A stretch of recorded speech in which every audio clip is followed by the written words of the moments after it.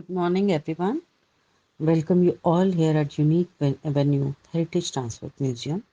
Thanks to Mr. Tarun Thakral for providing us venue support and giving us chance to experience the amazing collection of means of transport. I would like to mention the tirelessly great support by Mr. Harbhajan Singh and Mr. Raju Faujdar, and also our knowledge partner, My Lab uh, Connect. In the month of September, we have discussed this idea of conference and fair with Ministry of Tourism, and as per them, we should organize this partially with physical presence and also on digital platform. We are taking care of all the guidelines given by WHO and invited very few guests with physical presence. So I can say today we are here on digital conference. I would like to request to our guests who are present here to please join us to light the lamp of hope. Also, please join virtually all the guests and delegates attending the conference on digital platform. Life's not meant to be lived in one place. So we are here to discuss about the strategies and innovative ways to rebound tourism. Once you have tasted the taste of sky, you will forever look up.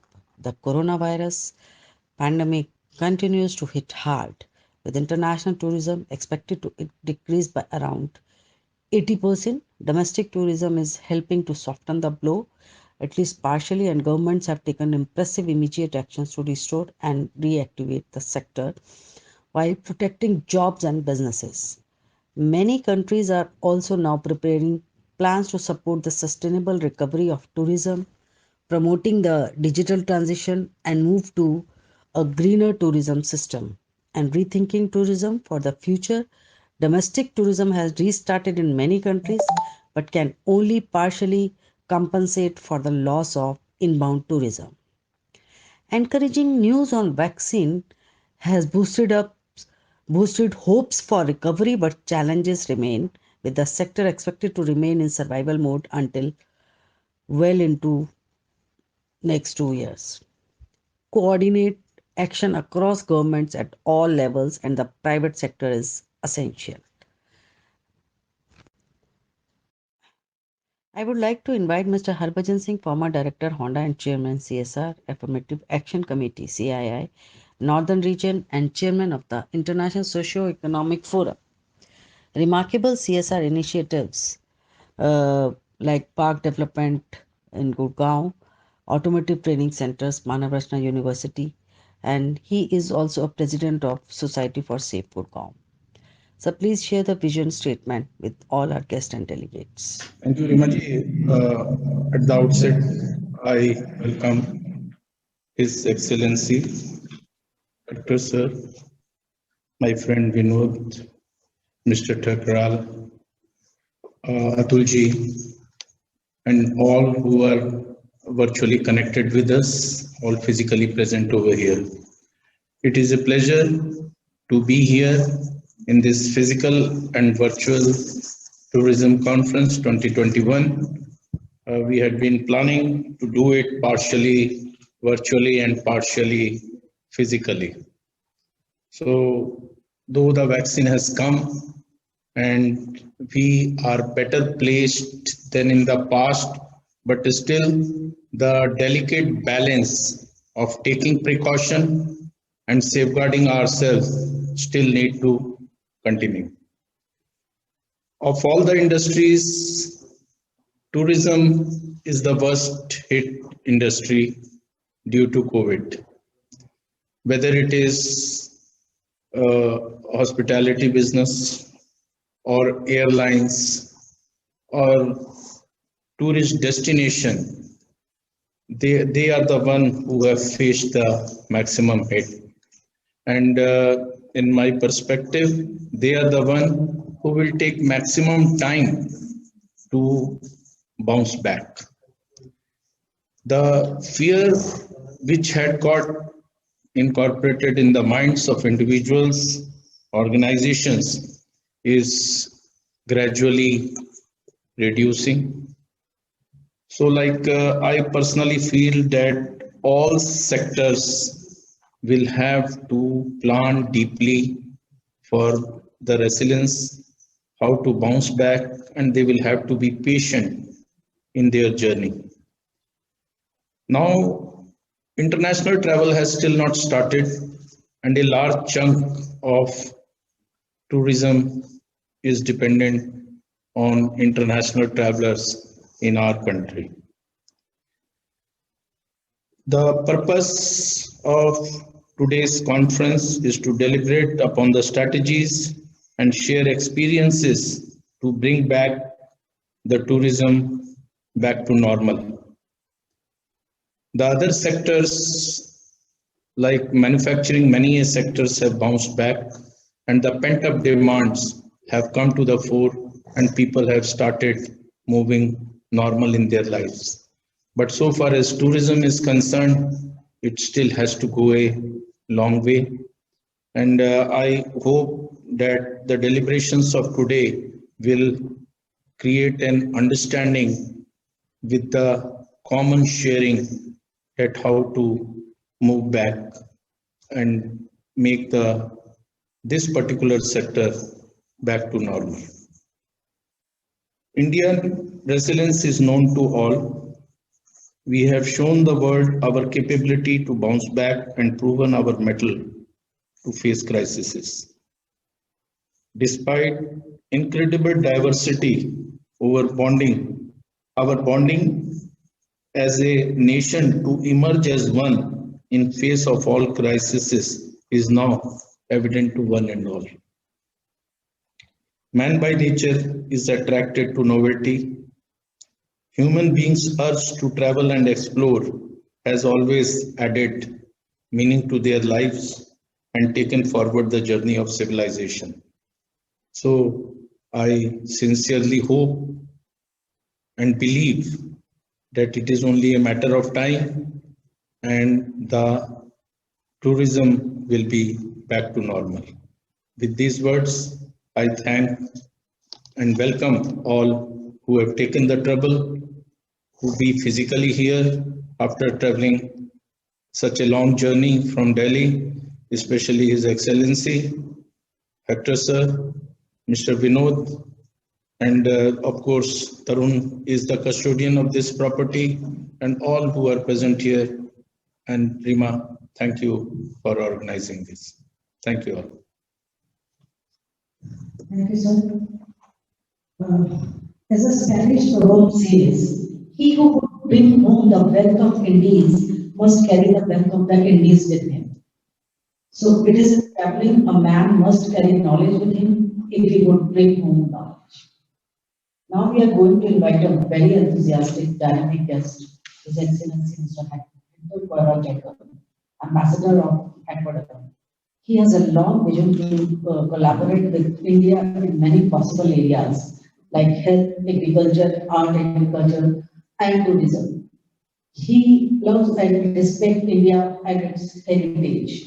A special thanks to him as he has to catch up the flight after 2 hours and still accepted our invite. It shows his interest to connect with the people. His Excellency, please share your views on ecotourism, nature-based tourism, and advantage tourism and attractiveness of India as a tourist destination for wellness and health tourism. After sharing your views, we would like to ask few questions from Thank you, Tarun, Vinod, Harbhajan. You have a really nice place. That's my first time that I came here. And it's not so far, it's not 2 hours, it's only 1 hour and a half. So it's we can manage that time. Yes, Rima, thank you so much for the invitation. I am already here in India 8 years, 5 years as a Consul General in Mumbai, 3 years. I'm gonna complete 3 years here in Delhi. So yes, I have some experience, but one of the things that you have to know about India is that you need to understand that at the end, you can know many things, but you don't know nothing about India because always is like a very vibrant. It changes too much. So I am really scared when I check a magazine or a newspaper because everything is, oh my gosh, this is new. These are new products. This is innovation. So you have a lot of like energy here in this country. And Harajan, something that It's true, the most heated industry in the world is the tourism. But I can tell you one thing, you know, during, I want to invite all the Indians, right? And to make local tourism, right? Since because I spend my Christmas time in Dharamsala. After 1 week, I traveled to Khajuraho, and after today, I'm going to, with purpose, of course, some work purpose, but of course, tourist purpose. I'm going to Kolkata today. So in 45 days, I went to 3 different places. So I can tell you that it's not impossible to make a local tourism. So the Indians needs to support Indian tourism, right? Because of course we cannot go out to make a tourism in Europe or Dubai or Thailand. But I think it's a great opportunity for you to invite the Indians to make a tourism in India. You know, before that, because in November, I spent also time in Ranthambore, in Jaipur. So of course you can do local tourism. So you have to make a local tourism. You have to support the local companies here in India. It's the time to know your country. You know, many people, Indian people, they know more cities around the world. They travel every summer to Europe. And many people, a lot of Indians, they don't know their own country. So the first thing that they want to do is to invite the Indians to make tourism in India. That is the first thing, right? The second thing that they want to talk is about the pandemic. You know, here the pandemic is, my family called me, I think 1 month ago, right? And my parents told me, you know, be careful because in India you are having a lot of cases, right? This is the Western media that they are saying. Yes, India is number 2 with the number of cases. That's right, right? But the Western media, they don't give a real picture or complete picture what's happening here in India, because from these 11 million cases that you have here in India, 98 of these cases are already released. And yesterday, because my specialty, especially I developed this scientist and technology diplomacy. So I followed the cases and the pandemic and the virus here in India since March. So I can tell you that now here in India, we can say that this maybe no control, but the pandemic is well managed. You know, in cases, in states like Uttar Pradesh, that's 200 million people living there. You have less than 6,000 active cases. So you are doing a good job here in India, right? And I want to emphasize more in the attractiveness of India as a tourist destination. So that's the first thing that I want to invite Indians to make a tourism in India. And I want to talk about wellness and tourism, health tourism. You know, India is the laboratory of the world. The cost of the medicines here in India is maybe in some cases 20 times less than in Latin America. I want to give you 3 specific cases. One is abiraterone. Abiraterone is a medicine that we use for prostatic cancer.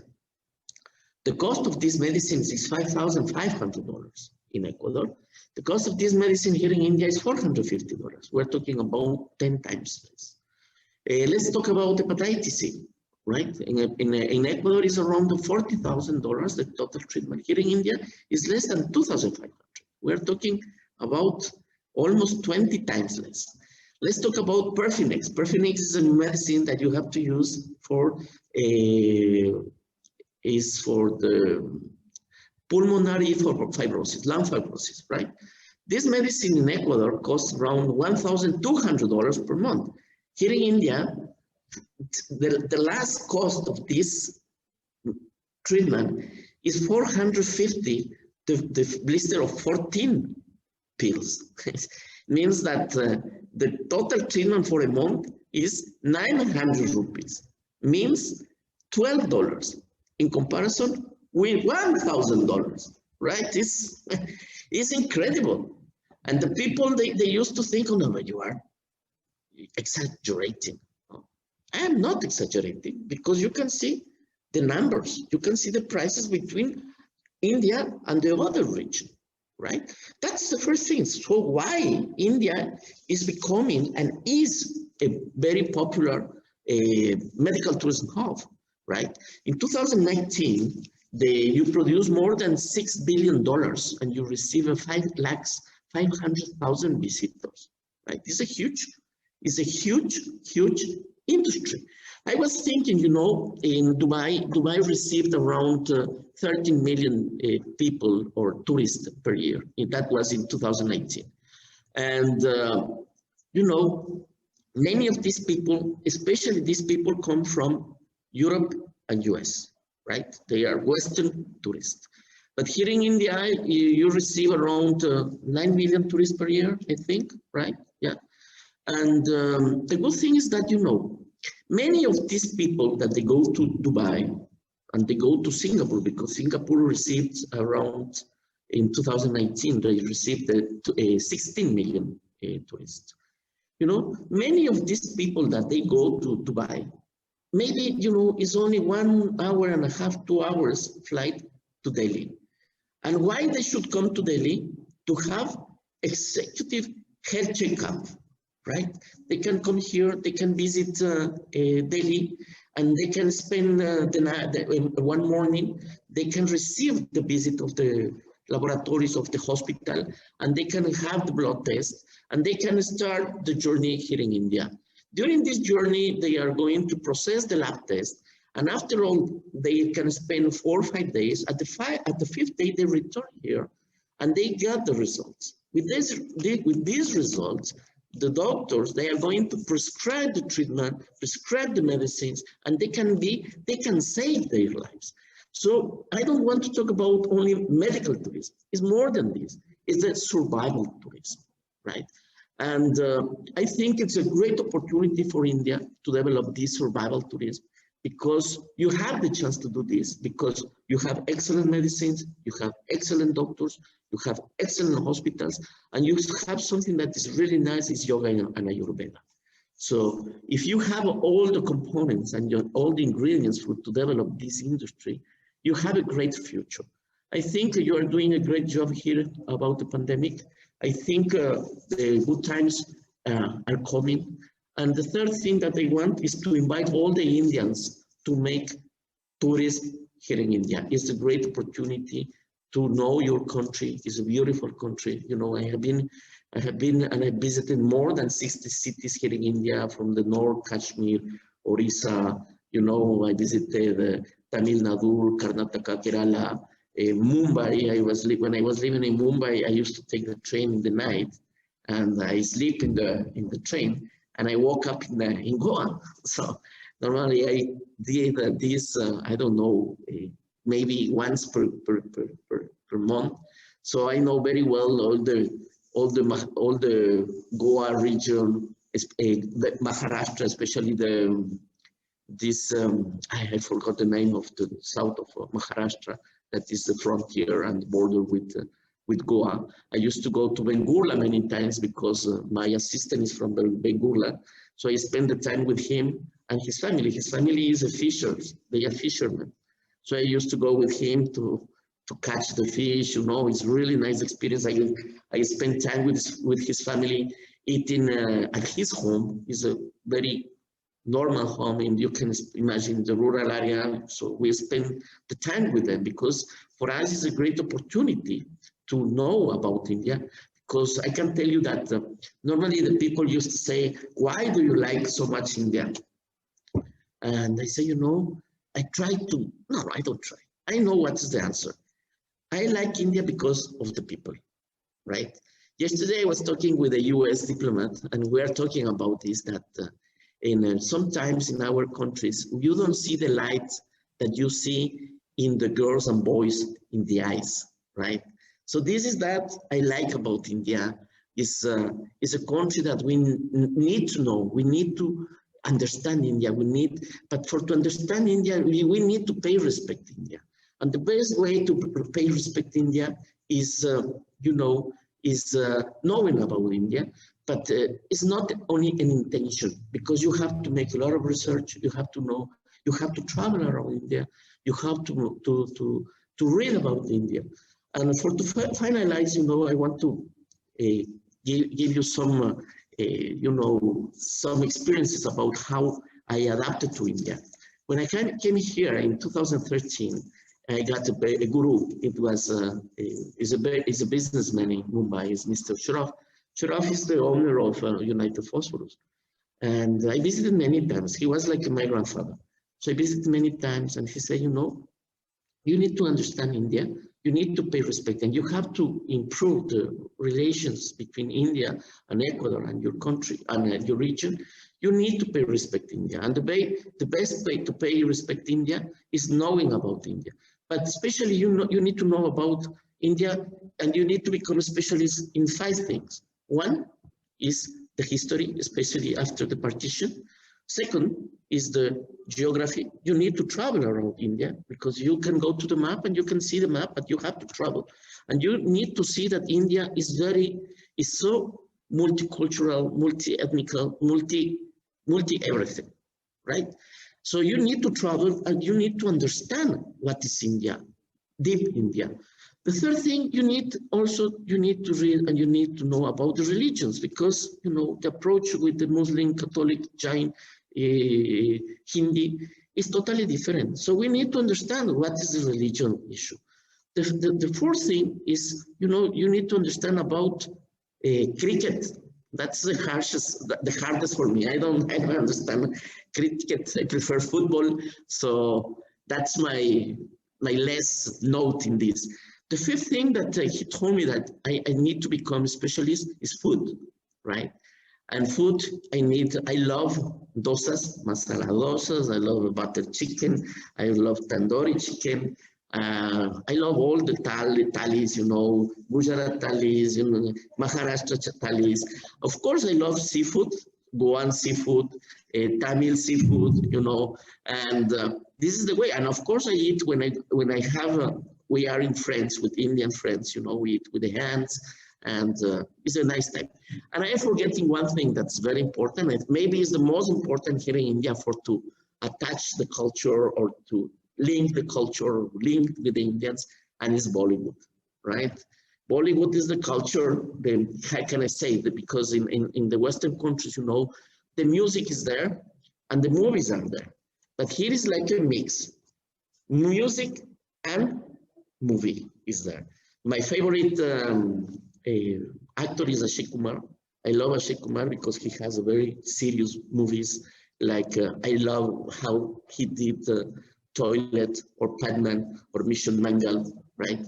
I love also the Pika Padukone, especially the epic and historical pictures like Pamabat and I don't remember the other one that, Bajrao Mastani, no?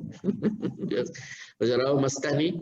Of course, I love also Amitabh Bachchan, is like a classical actor. So I like Bollywood are doing well. You can see because a lot of people at my country and my region and other side of the world, they are watching a lot of Indian movies now through Netflix, and they are knowing more and more India. And of course, they are becoming really interested, to come and visit India, because India is not only the Ganga River, it's not the only Taj Mahal. You have a beautiful places here in India, like Hampi. I have been twice in Hampi, 5 times in Ajanta Ellora. And of course, the last place that I visited, and I love it, is Khajuraho. And Khajuraho is especially nice because you have the temples and you have also the Tiger Park. So you have everything here in India. So come, I want to invite Indians to visit India. So thank you so much.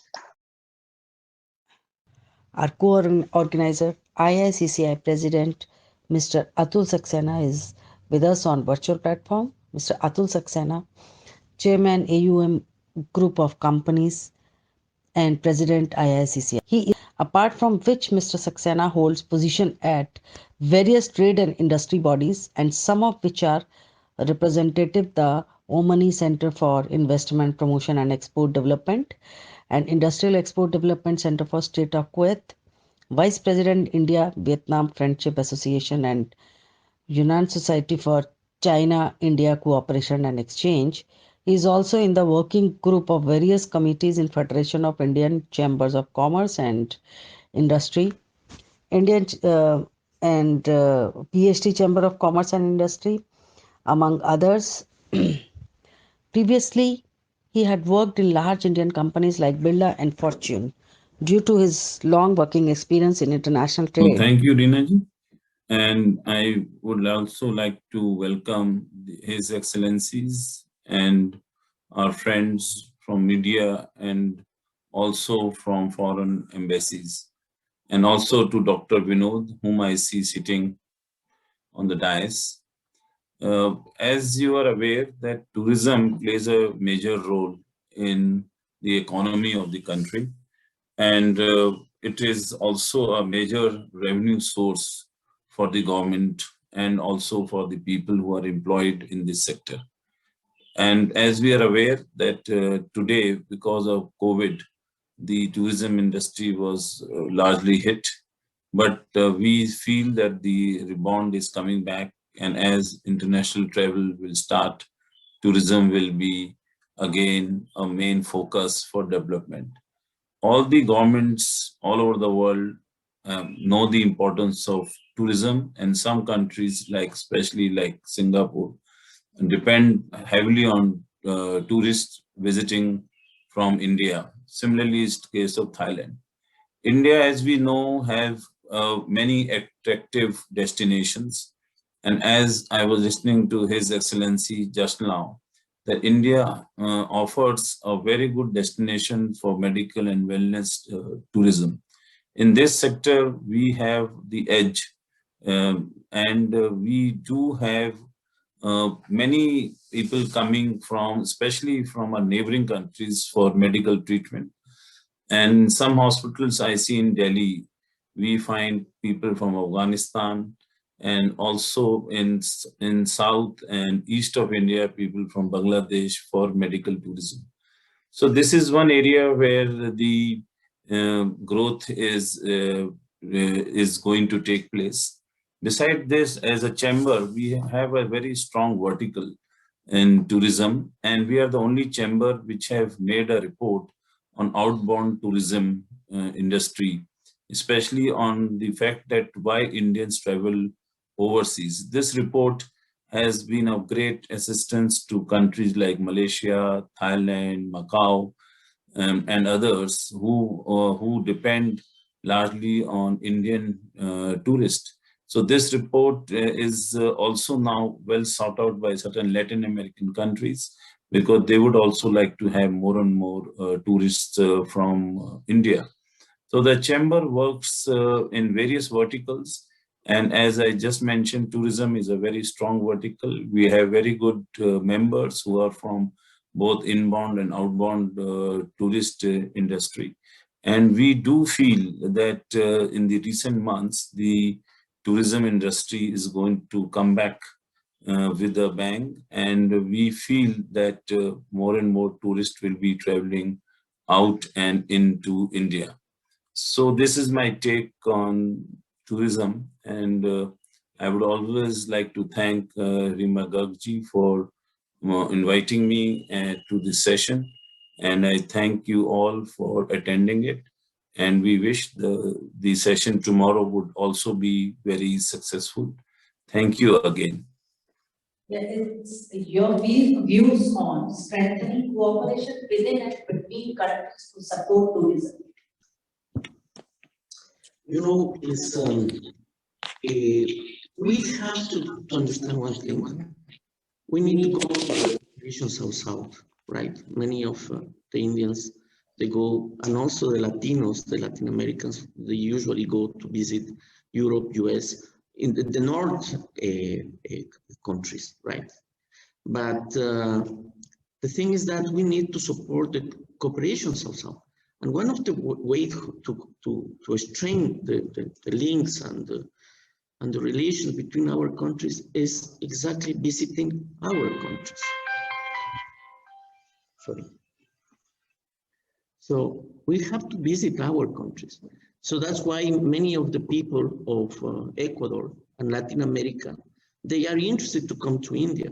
Of course, you know, we have one strategical thing that we need to do between India and Latin America, and this is the most important strategy, is to open a direct flight between India and one country in Latin America.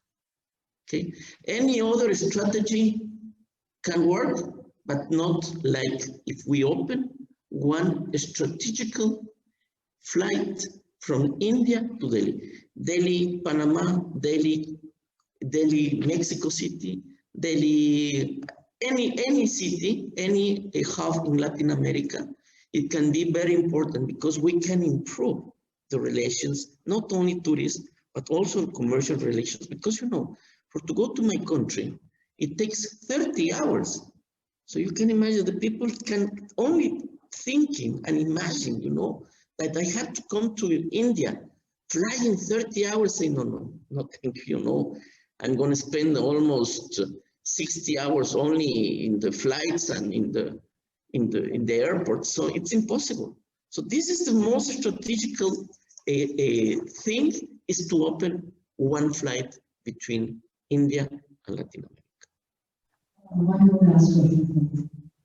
Will travel have its fast fashion movement when people start to focus on the quality, not quantity, of their trips and cut down accordingly? People says we need more class than a mass, right?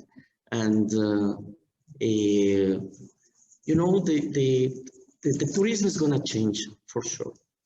And you know, the people, it's going to be a need to have the vaccine, like the yellow fever. When you go to Thailand, the first thing that they ask is the yellow fever certificate. And in the future, the people and the countries and the authorities in all the countries, they are going to ask, okay, where is your certificate of the vaccination? That is for sure, right? And also, you know, if the short stay tourism, I think also is going to be decreased, but I think it's going to increase the long-term stay. Everything is going to change because now, you know, the people are more concerned about the healthcare, the wellness, about the yoga and Ayurveda.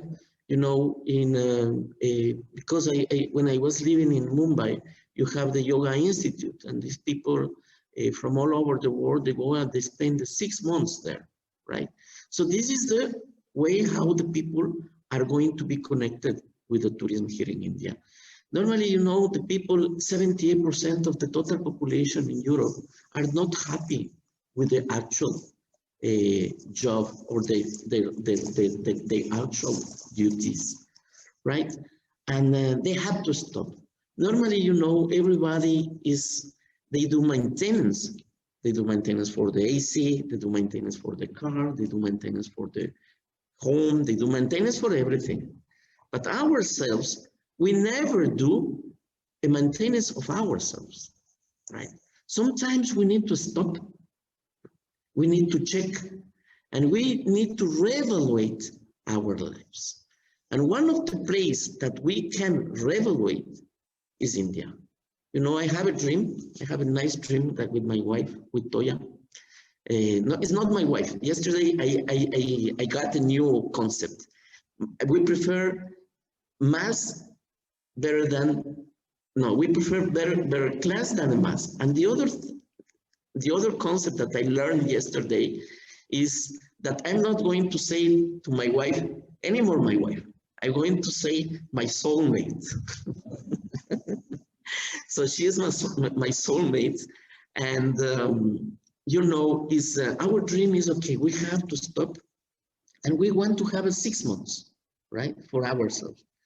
So we want to make a hiking to this base camp in Nepal for the Everest. You know, I want to do the tourism. No, I want to do the yoga course 3 months in a yoga institute in Mumbai. I want to go to visit, maybe I want to stay with the Bharat's family that may assist with the fisherman family at least 2 weeks, right? I want to go to Spain to do a pilgrimage. I want to play guitar. I want to know, and I want to learn play guitar. I want to know astronomics. I want to, I'm very well painter, but maybe I want to paint also, you know, because I need time for myself. So, you know, there is one very popular movie, is Eat, Pray, and Love from Julia Roberts. In one of the plays, you know, is one of the places in Italy where she eats. The other is the place where she prays is India, and the place where she loves is Indonesia, right?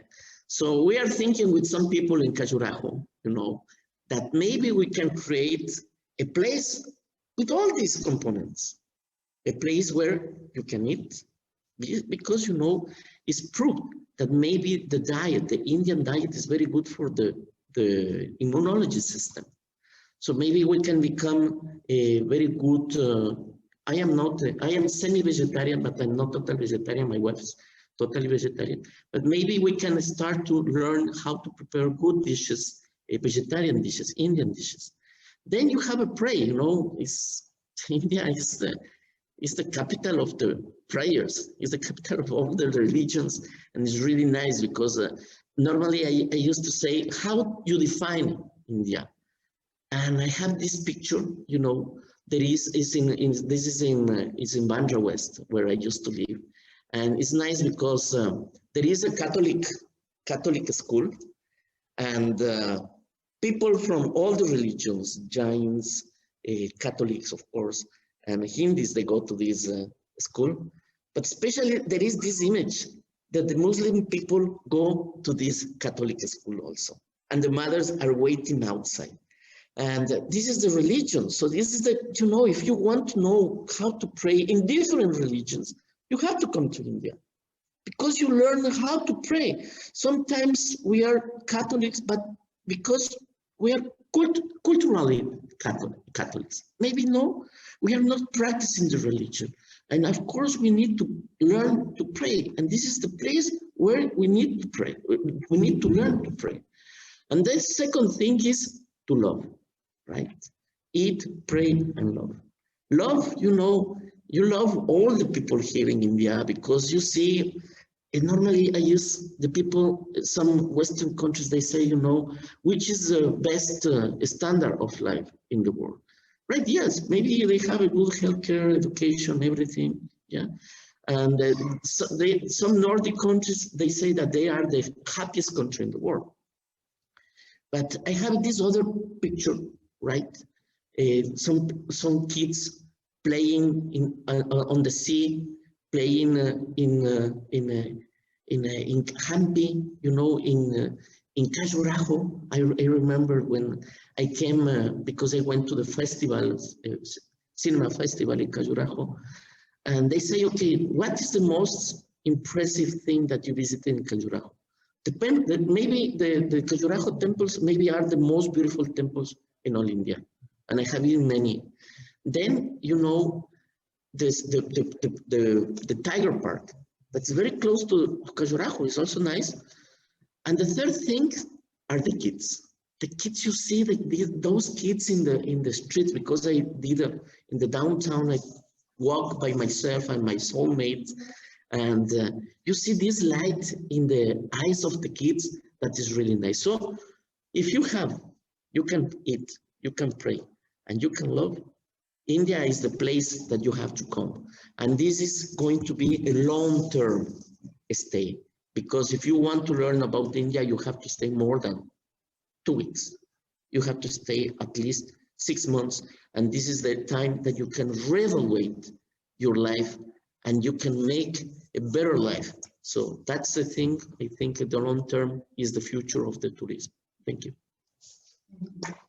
Actually, here, Mr. Niranjan Ramakrishnan, CEO, MyLab Connect from Chennai, he is here with us on virtual platform. Niranjan K. Ramakrishnan is a health IT specialist, driving his career focused only in the health space for last 15 years. He enjoys his profession that's shaping him up as a change management specialist, especially in healthcare organization, where the legacy is dominating the new trends. His career objective is to contribute effectively to build health information exchange in India. Mr. Niranjan, please share your views on wellness tourism. Good morning, everyone, and thank you, Rima, for the opportunity. If you really heard what she concluded in an introduction about me, I said the vision for me is building health information exchange in India, and I just wanted to tell how relevant it is in the context that we are discussing today. Almost from last 20 years, I'm trying to really promote as much as possible. How do we build a health information exchange using technology? If you really talk about the tourism, especially health tourism, the one and only way that health tourism can exist and survive and grow is having the right information about the patient in a portable format, and it's available at the other end. Otherwise, if a patient is all the way traveling from a different location coming down to India or any other country for that matter for a health treatment, in case if that patient information is not available for the of subsequent visits or follow-up visits, or when the patient goes back to their native place, if they have to really take care of the second and tertiary opinion or any kind of subsequent follow-up visits, the whole purpose of the tourism itself would fail, the health tourism itself would fail. So that is where a health information exchange, not necessarily people coming from overseas, even within a country, people might be traveling from one location to other location, for treatment and any other health services. So it's extremely important to have the health information in a format where it is in a digital format, it is in available for the point of care for the physician or the surgeon to kind of look at it and treat patient. And some of the countries, and especially India and Vietnam and even Malaysia and other countries, when they hosted a large health tourism events, the real focus was not just the the other ecosystem supporting it, but the hospital's willingness and preparedness and the readiness in terms of having that information correctly captured. And even before the patient arrives, do we have that information available for the doctor to kind of plan the treatment?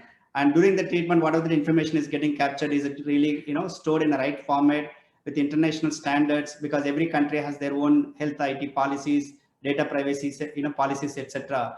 And how that is available for the patient or the doctors who are going to treat the patient at the point of care. So with that context, I'm saying especially with the COVID and all that. And I'm currently managing a huge organization in North America and supporting out of India. It's all about, patient getting treated with a dentist. So we built a platform for connecting around, around 20,000 plus dental offices, connecting to all their patients, as well as with the dental labs who manufacture the artificial tools. And I'll tell you, during the COVID, it would have been impossible if we didn't have the right technology in place, so that the patient can do the teleconsultation, teledentistry, as a service, and also manufacturing the products using the digital technologies. We were able to do the, the intraoral scan, and we are able to move the files. So it's very, very important, in this context, that use the appropriate technology and ensure that at the comfort of the patient as well as the clinician, we give them the, health tourism as an opportunity. Thank you. Harbhajan sir, please conclude this session, and then we would like all the guests to please honor His Excellency. Friends, we had a wonderful deliberation, and we had been hearing His Excellency, Mr. Hector. He talked about, local promotion of tourism and put India first as a tourist destination for Indians, and position it in a manner that the attraction of Indian destinations be more than the destinations in Europe and at other places. He also spoke of medical tourism. He gave data, and we were taken aback with some of the data, like some of the medicines which we provide to the world costs 20 times less.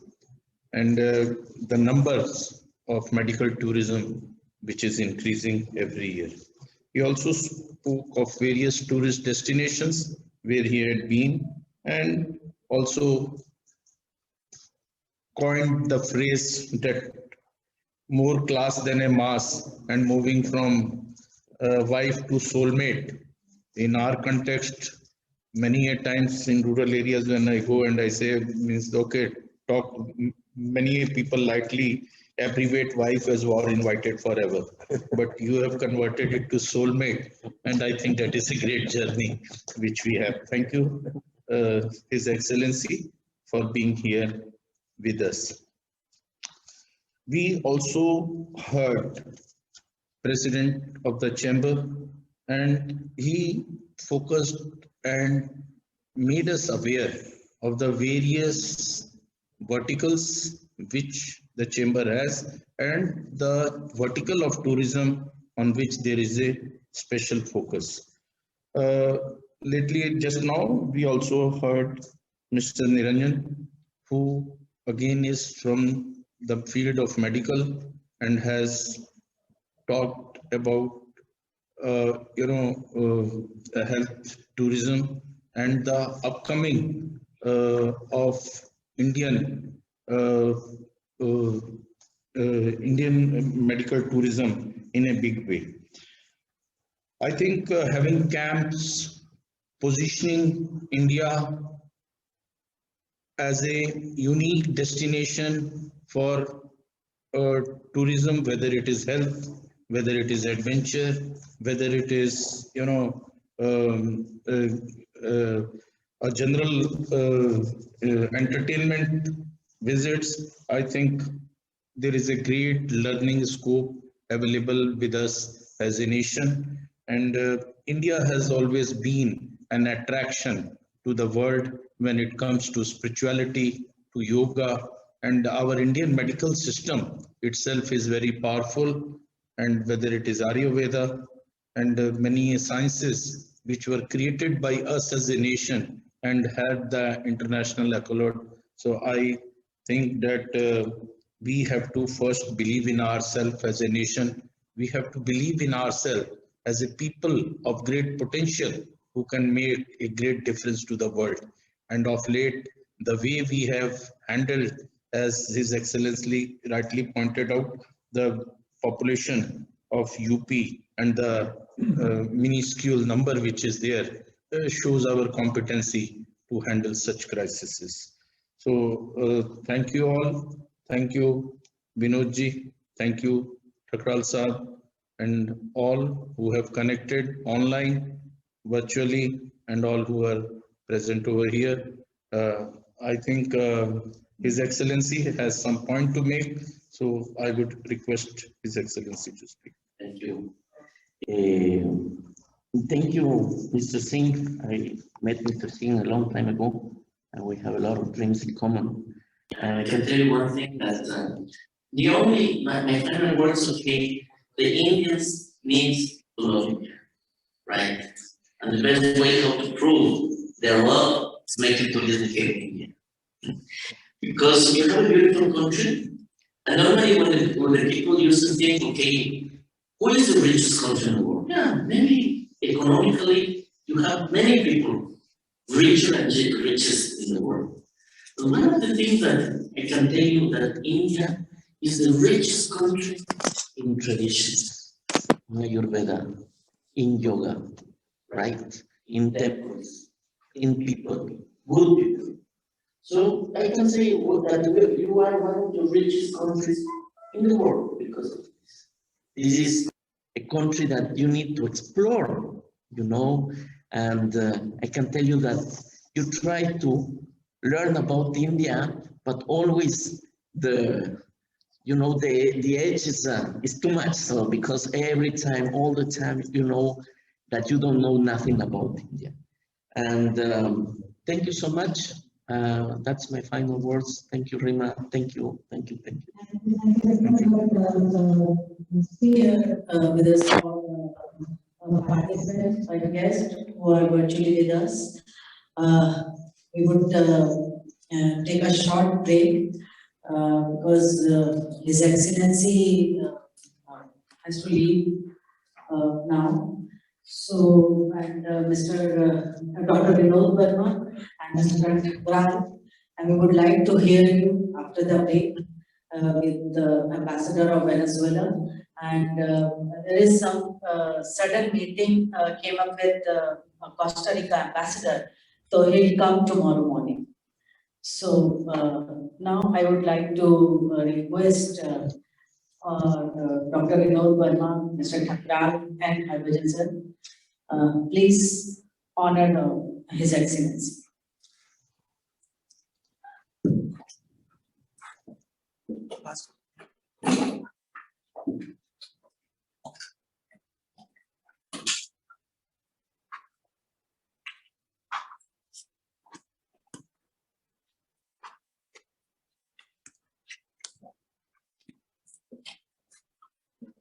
It's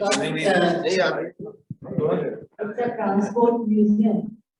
So, related to that.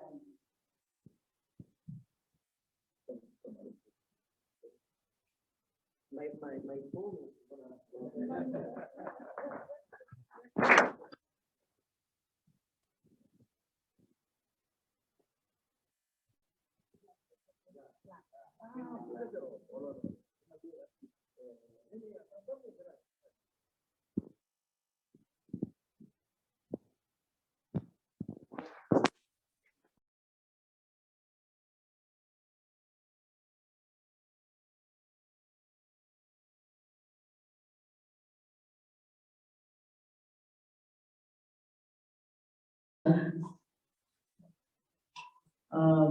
I would like to ask few questions from all three of you. Yeah.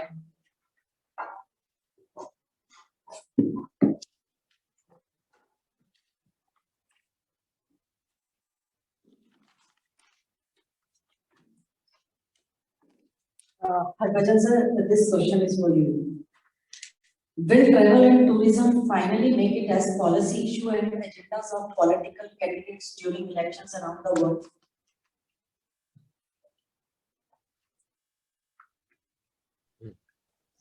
See, there are many nations whose dependence on tourism is very high.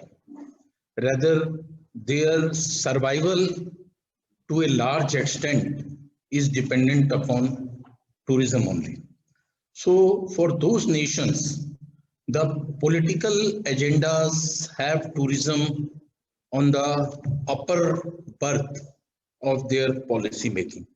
But in a country as diverse as ours, I think that it still has to attract the attention of the government or the political parties to place it or give it the due importance in order to make it really make the difference in the GDP.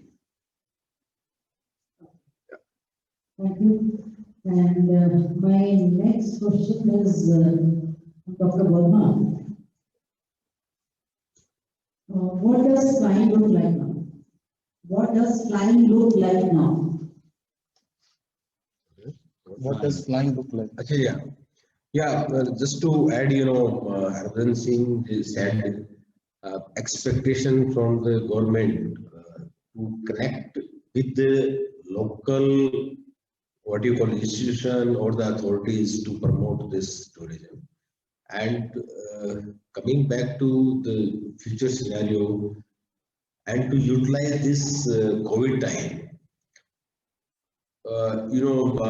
like just I am taking the example of one of the travel agent. I spoke to him. He said, we utilize this time to overhaul all the vehicles, like hotel industry. Proactively, they done their maintenance and something like that. And flying into for connecting like Udan, rightly mentioned by Harbhajan Singh, that's another.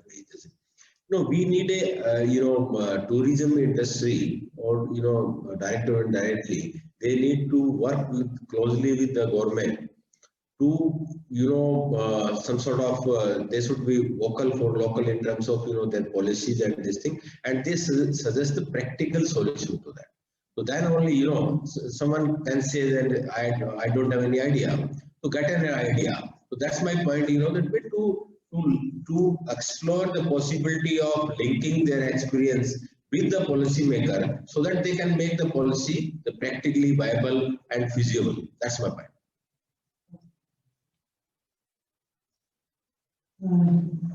Mr. Chandra,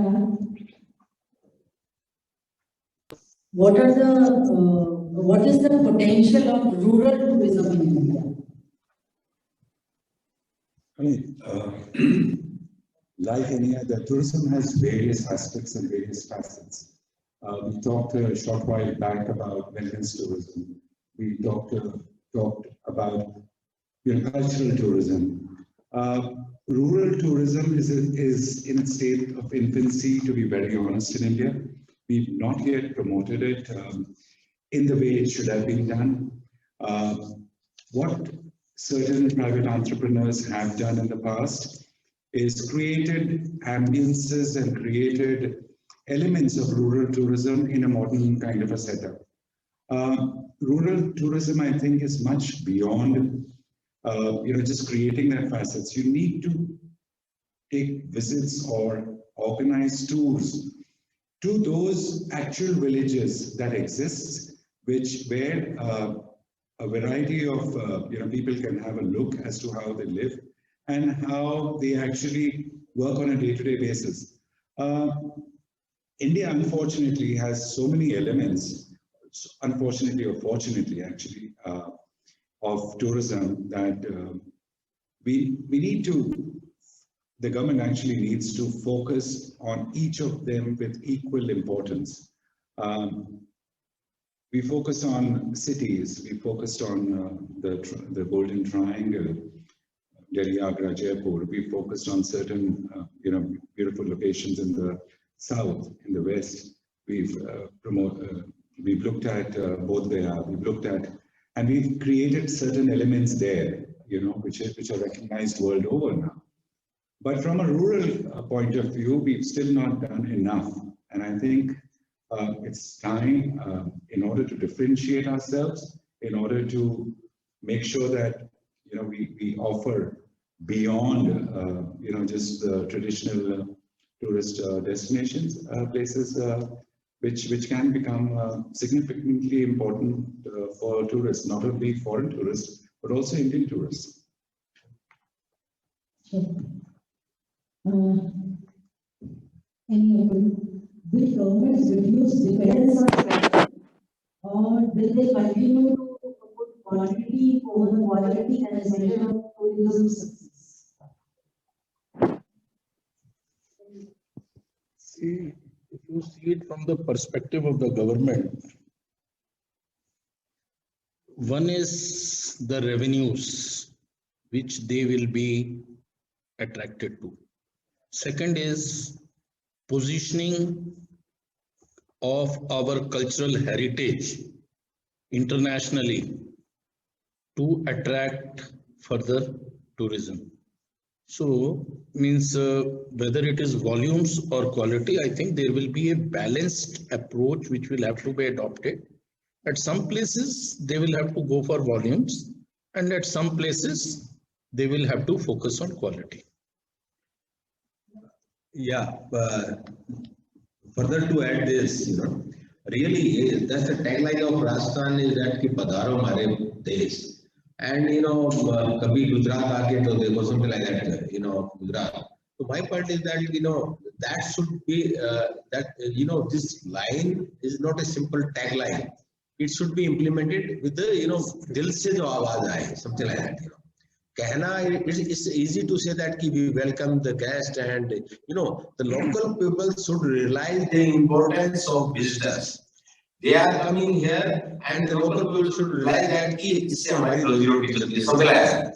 The moment we achieve that target and create that that feeling in the heart of the local this thing, I think nobody can match to promote this thing, and that's the basic thing. And another, coming back to the rural, this thing, my colleague mentioned about that. Really, it's a huge potential. If you go from Delhi to Jaipur, if you see a lot of, hotels and that, so they are calling the local people just to, give the dam or something like that for the local dish and this thing, lasan ki chutney, even, the bajre ki roti, something like that. And they are cooking in a real traditional way. It's a fantastic way. In Panchayat, that way they should empower to create some sort of charmas, the cluster, something like that. And attract the, while going towards the Jaipur, and they should visit that particular village, maybe 2 kilometers or 1 kilometer away from that. And that concept doesn't need much of investment and something like that. There's an issue of, that way, some sort of like, I'm not quoting the, era of, one of the tourism minister during Atul was Jagmohan Ji. So Jagmohan Ji done tremendous job, and they created infrastructure surrounding the very old thing. If you see the Jal Mahal, when you enter in the Jaipur, see the beauty of that, and it's real fantastic. But because of lack of maintenance and this thing, government is not going to outsource that way because of various reasons. Suppose or something like that, and if the local authority is not able to maintain that way, so I think there is no point to continue with that concept, and we need to broaden our thought process. That's my point. Thank you, sir.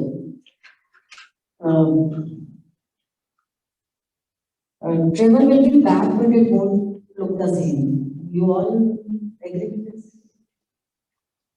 Yeah, I mean, to be very honest, it's partially true. I mean, more than 70% true. But we still have a lot of hope, and we are positive that once the fear of travel is gone, I think people should start moving and start going back.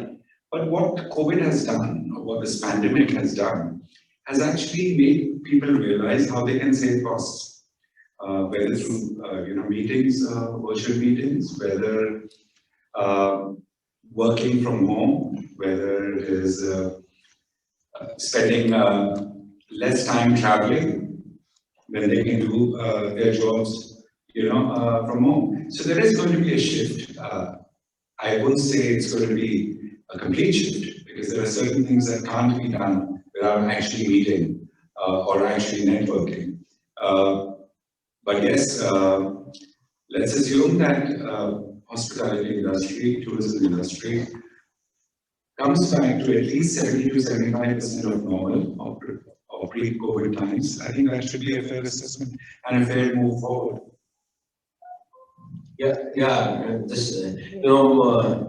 Definitely, in new normal, just I am quoting one example. During this, flight adoption was, fly.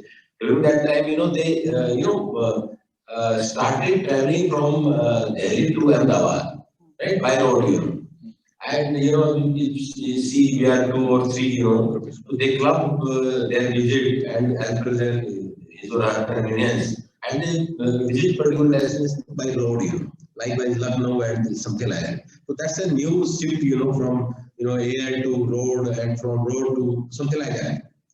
Coming back to this, government in present era, should definitely think about how this cost matters, no doubt about this. Cost, how that way aviation industry can reduce the cost to increase the number of passengers, increase the connectivity, they can link with this medical tourism or something like that. So definitely, from one country to this thing, they can attract the tourism to like Jaipur. Both the purpose can serve in terms of medical tourism, and plus that they can visit the good destination in Jaipur. Thank you. Yes, exactly, sir. And these days, one new concept is going on. As you said, work from home. This work from home or work from organization. There are some packages for 3 days, for months, for 15 days, whatever suits to the customer. And they go there, They can, work from there only, and the beautiful ambience, all the facilities they have given to them.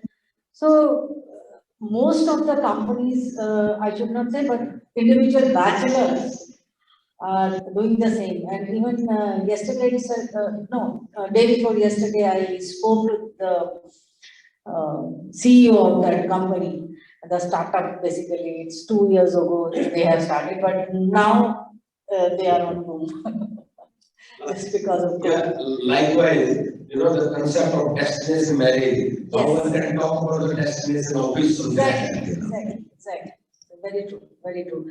And Harbhajan Singh sir has done his daughter's marriage during COVID only.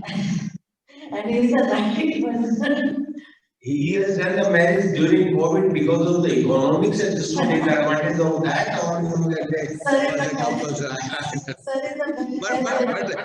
but by my side, a lot of, I had a lot of incidents in that they said कि COVID में कर देते हैं, कुछ ज़्यादा चक्कर में नहीं रहेगा, something like that. But That's not the case with Harbhajan ji. Doctor Verma इसलिए कह रहे हैं सर ने डॉक्टर वर्मा को नहीं बुलाया। अरे हम ऐसे नहीं छोड़ेंगे सर को. To be honest, the destinations were much more costlier during COVID rather than what they used to be during normal times.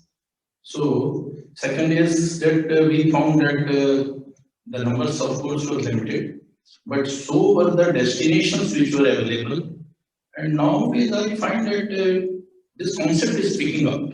Yes. The youngsters, the new generation, they don't want to go for, huge numbers and like my daughter telling me, don't invite 500 people like you did during my elder sister's marriage and all. Let there be a limited number. And then the numbers were limited like 50 at that point of time. But the cost of the destination was almost 3 times than what it used to be during normal time. Yeah, apart from the cost, rightly said by Harbhajan ji, now kids are there preferring कि आप उन्हीं को बुलाइए, they are concerned, they can enjoy the real function and they matter, उनको दिल से लगे नहीं यार वो शादी है something like that. Instead of converting this event in terms of network or something like that to for the sake of social this thing, so that that's a new normal. Exactly, sir. And I was the one who was extra scared of to go out from home during COVID or post-COVID, I can say. People were out to work, but I was, that time also I was there and thinking that I should go out or not.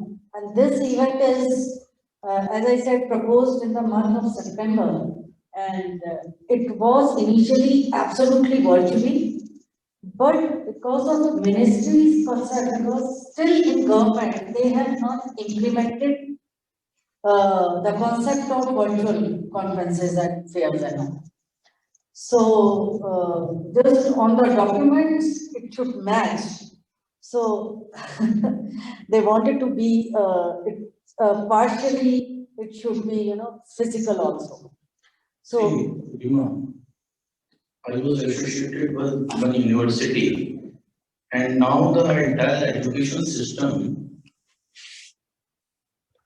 survived on online teaching. Yes. For the last semesters, which we have seen. Yeah. But I want to tell you that there has to be, again, as I always say, a fine balance between online and offline. So now, in the times to come, whether it is education, whether it is tourism, whether it is any aspect of life, people will always create some sort of balance in the activities which they would be involved in. Because, there are certain things which you just can't teach online. So I was with somebody who was in the field of medical profession. अब एक surgeon जब तक चीरा लगाना physically सीखेगा नहीं, online आप जितना भी बता दीजिए, स्विमिंग है, you show as many samples you want to show, as many books you want to give to the people to read. But जब तक पानी में छलांग मार के हाथ पैर नहीं चलाएंगे, तब तक स्विमिंग होने वाली नहीं है. जब तक सर्जन चीरा अपने हाथ से लगाना नहीं सीखेगा, वो सर्जन बनने वाला नहीं है. So human race cannot survive only online. There can be certain things, ठीक है, कि the things which are avoidable. जैसे अब हम लोग travel करते थे यहाँ से, international travel होता था to do the meetings, and most of the majority of the organization has switched over to online. But again, this will also change because ये जो foreign meetings होती थी ना, the purpose was not only meetings. It was also creating some sort of bonding between two people when they mingle with each other, and that can happen only when the warm human touch face to face is there, है ना? Sir, I was talking about बात को समझने का event industry है, I agree to it. Where we are without meeting people, sorry. Yeah, just to add, this, first time I'm visiting here. Without visiting here, nobody can, assess the importance of this creation. Yes. This is a unique facility, and those who are not visiting and attending through virtual platform, I think they are missing this great opportunity. Likewise, just I'm quoting one example of I visited one school, Kasturba Gandhi school, the added school, and for poor kids and all this thing. Poor kids is not the right word, but I'm taking liberty to say this. But one of the retired IAS officers is acting as a manager. He has created a lot of infrastructure. They have given the tablet to the first class and second class kids. But as far as the optimal utilization of that particular gadgets and all this thing, so that's another issue. So, rightly said by Arvind, one has to, understand the importance of that particular thing, and we should not live in beds or something like that to just copy the, ye bhi kar rahe hain, so we should do this thing. I think that's more important. Very good, sir. I would suggest that there are youngsters who have joined us. इनके मन में भी अगर कोई सवाल हो, if they want to speak something, if they want to say something, they are most welcome.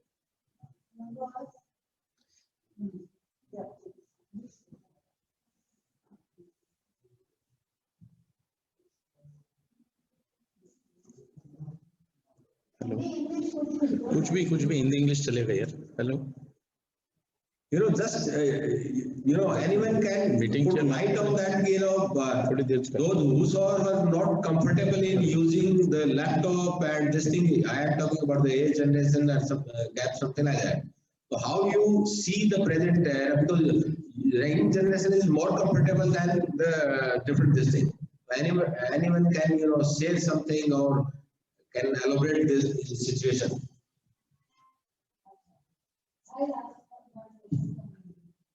आप लोग सर कंफर्टेबल होते हैं जब आपका ऑनलाइन टीचिंग हो रहा था, आपकी कॉलेजेस नहीं होता, उतना ही इम्पैक्ट आपको लग रहा था आपकी क्लासेस में जितना अभी.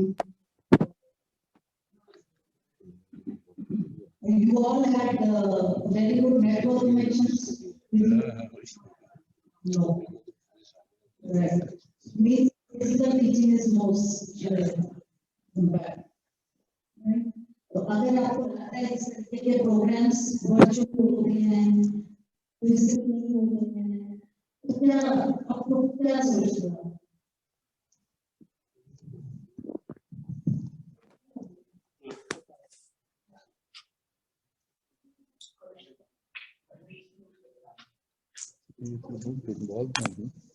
थोड़ी देर में ये बोले सब भी बात है. इसीलिए होने चाहिए फिजिकली तो वर्चुअली का तो आप लोग म्यूट करके कैमरा और ये सब डायल करो ना. अभी ये जो फिजिकल होते हैं ना, आपके सामने देखना भी पड़ेगा, फिर वो चुप है लेकिन आंखों से स्माइल करा रही है. Yeah, you rightly said. I am just quoting one of the example. In that some virtual classes was on, and I got the call. They said, "Sir, हमने वो mute करके रखा हुआ है." And he was on call. So something like that. They are, the seriousness of yes is not there. Sir, one last question. What is the future of farm credits? थोड़ा सा क्योंकि मैं चक्रा रही थी यहाँ मैंने अभी तक विजिट नहीं किया मेरा फेवरेट वो है कि मुझे एक ऑर्गेनिक फार्मिंग जहाँ हो रही है वहाँ मुझे जाना है तो what is the future of farm I think the future is very bright. See, one is that farming will take a new shape in the future. It will no more be a farming with the hull or bell and all. We have already grown out of it. The technical or the technological intervention in the farming has increased a lot. And I want to tell you, like we had a project called Harit Udan, in which the tag farming was there. Like you can get a tree planted and it will be tagged, and you can see the tree growing, and you can dedicate it to your parents or grandparents or anybody for that matter. So so there are new concepts which are getting related to farming now. अब वो पहले वाली बात नहीं रह गई है. Even the younger generation which is taking up farming, they have new ideas. They are more prone to technology, and as such the world has become very small. दुनिया बहुत छोटी हो गई है. आपने जो सवाल पूछना है अभी अगर मैं गूगल करूंगा तो मुझसे 10 बेहतर आंसर आपको उपलब्ध होंगे. So the information is available in abundance, but your capability to use that information in the right context is something which will take you forward or make you remain where you are. Yeah, see, during this Kisan Andolan, something like that, so I'm connecting this with the technology, the upgradation of tractors and all this thing. See that modified tractors, in different things. Forget about their purpose and this. I'm not going on that direction, but what I'm trying to mention here is that, you can see the good room and your music system and the alloy wheel or something like that. So that's a new concept. Coming back to this, utilization of technology in the agriculture sector. Now the younger generation is promoting that. We need to promote, like government is doing up to some extent, but at local level, that's the most essential area where the government or the NGOs or the various authority can play an important role. No doubt, agriculture has the greatest potential to add any nation's GDP. What has also happened in the course of the last few years is the advent of farming vegetables which were earlier not typically grown in India, including horticulture, like Brussels sprouts or asparagus or mushrooms. Now these farming of these vegetables have increased by leaps and bounds during the course of the last few years, and also the demand has also risen. That's the reason the production has increased. So you will keep seeing, certain vegetables, improvement in the quality of the seeds, improvement in the quality of how these are produced, how quickly they can be produced, how quickly the soil can be reused for some other vegetables. So all that, as my colleagues mentioned, this is all about technology. Also, it keeps in mind what the tastes of the individuals or people of the country, because the tastes are also evolving. So farming has to evolve according to the needs of the people, according to the tastes of the people. Thank you, Tobralji. Rima, I was just looking at, yesterday I was traveling in Vistara from Chandigarh to Delhi, and I found that they gave us this herbal sanitizer. So, so you can understand the penetration of agri products in all spheres of life.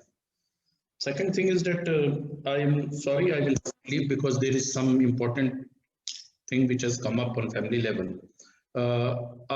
As the youngsters are here, before I move, I would just like to give one message which I always give wherever I go.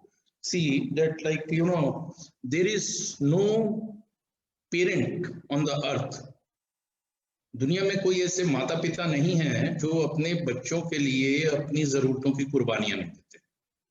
You know, they do lot of sacrifices to ensure that the lives of their children is better than what theirs is, or they don't have to go through, उनको वो संघर्ष ना करने पड़े जो उन्होंने खुद के लिए जिंदगी में किए हैं. What I keep on telling youngsters is कि यार आपके पास, अब आप जैसे आप कॉलेजेस में पढ़ते हो तो मुफ्त में तो नहीं पढ़ रहे हो, फीसें देते हो, और वो फीस जो है, कोई अगर आप सरकारी स्कूल में नहीं हो, प्राइवेट कॉलेज या प्राइवेट स्कूल में हो, तो वो फीस अच्छी खासी हो ही जाती है.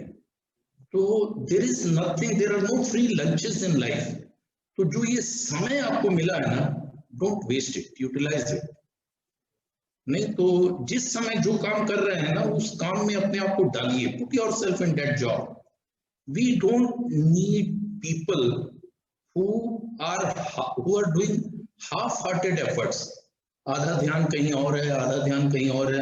That is not going to, you know, create a competent individual within you. तो जो करना है उसको, और जिस समय आप जो कर रहे हैं उसके ऊपर पूरा ध्यान दीजिए. And please respect your seniors, your parents of course, क्योंकि हमारी ट्रेडिशनल पूंजी ही यही है. India is the only place where the family system still is existing and prospering. आप विदेश में चले जाओगे, 18 साल के बाद लड़का लड़की घर से बाहर हो जाते हैं, they have their own lives, और माता पिता के निधन पर भी नहीं पहुंचते हैं, वैसी स्थितियां हैं वहां पे. So we are very rich traditionally, जो एम्बेसडर साहब बोल रहे थे. तो हमें अपनी संस्कृति के ऊपर मान होना चाहिए, है ना. कि हुआ क्या है कि विगत कुछ 20-30 दशक पहले विदेशी मीडिया और विदेशी सभ्यता का इतना प्रचार हुआ कि हमारी युवा पीढ़ी बहुत ज्यादा उस तरफ आकर्षित रही. ये तो इंटरनेट की देन है कि अब हमने, मतलब, the life means the world has become so small कि आप यहाँ बैठ करके दुनिया की हर जगह के साथ जुड़ सकते हैं. सो आई थिंक मैं तो ये मानता हूं कि अब मेरी उम्र 61 साल है. जो हमने देखा है इन विगत 40-50 सालों में, जो परिवर्तन हमने देखा है, वो परिवर्तन हमारे पूर्व की पीढ़ियों ने कई 100 सालों तक नहीं देखा. So please make use of this opportunity, make yourself. अभी जितने स्टार्टअप्स हमारे देश में आते हैं, मैं जिस सोसाइटी में रहता हूँ उसमें 14 साल का एक बच्चा, उसने स्टार्टअप चालू किया. क्या किया है उसका स्टार्टअप? क्या है कि ग्रीन प्रोजेक्ट ग्रीन, उसका कुछ ऐसे नाम है. पेंसिलें बनाता है, और वो पेंसिल जब खत्म हो जाती है वो फेंक दी जाती है जमीन में, और उससे सीड्स रहते हैं उसमें, जिससे कि पेड़ उगते हैं. तो आपके पास जो विवेक है, जो दिमाग है, इसका अगर इस्तेमाल कीजिएगा तो you will not be left behind, और आपको दूसरे की नकल करने की जरूरत नहीं है. जो आप हैं वो आप हैं.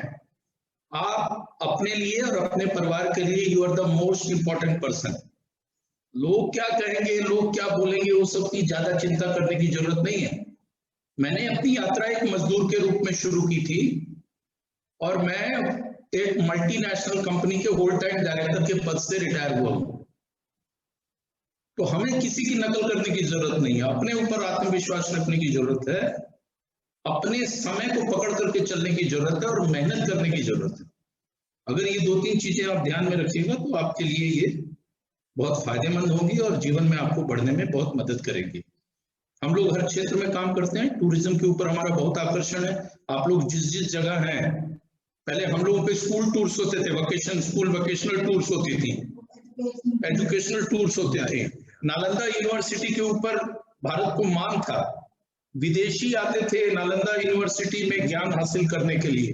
That was the power of our educational system. अभी एम्बेसडर साहब बोल के गए हैं कि हमारी जो प्रणाली है, चिकित्सा प्रणाली, मतलब इवन आप इंडियन मेडिकल सिस्टम को छोड़ दीजिए, जो एलोपैथी भी है उसमें भी हम इतनी तेजी से कम्पीट कर रहे हैं। अभी हमने ये वैक्सीन निकाल दी और 100 देशों को भेज दी। हमारे यहाँ भले इकोसिस्टम सपोर्टिव ना हो, सरकारें सपोर्ट ना करें, पैसे की कमी हो, जो भी हो, लेकिन विदेश में आप जाइएगा 3/4 of the software professionals had been Indian at one point of time. 3/4 software professionals Indian थे। आप कोई बड़ी कंपनी उठा लीजिए, Google Indian CEO, Microsoft Indian CEO, Pepsi Indian CEO थी हुई। तो हमारे लोग जब बाहर जाते हैं तो उनकी प्रतिभा कई 100 गुना बढ़कर के निकलती है, क्योंकि वहां इकोसिस्टम सपोर्ट करता है।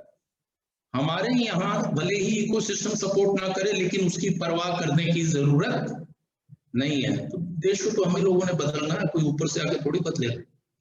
तो ये मेरा ये मतलब हमेशा निवेदन रहता है। जैसे आप अभी कह रहे हैं कि आपने प्रत्यारोप किया, एक आप तीनों से क्वेश्चन है मेरा last week, traveller about traveller confidence and behaviour.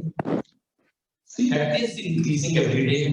मैं डोमेस्टिक फ्लाइट महीने में अभी 2-3 बार पकड़ता हूँ, और मैं आपको ईमानदारी से बताना चाहता हूँ कि कोई ऐसी फ्लाइट मुझे नहीं मिलती है जो कि फुल ना।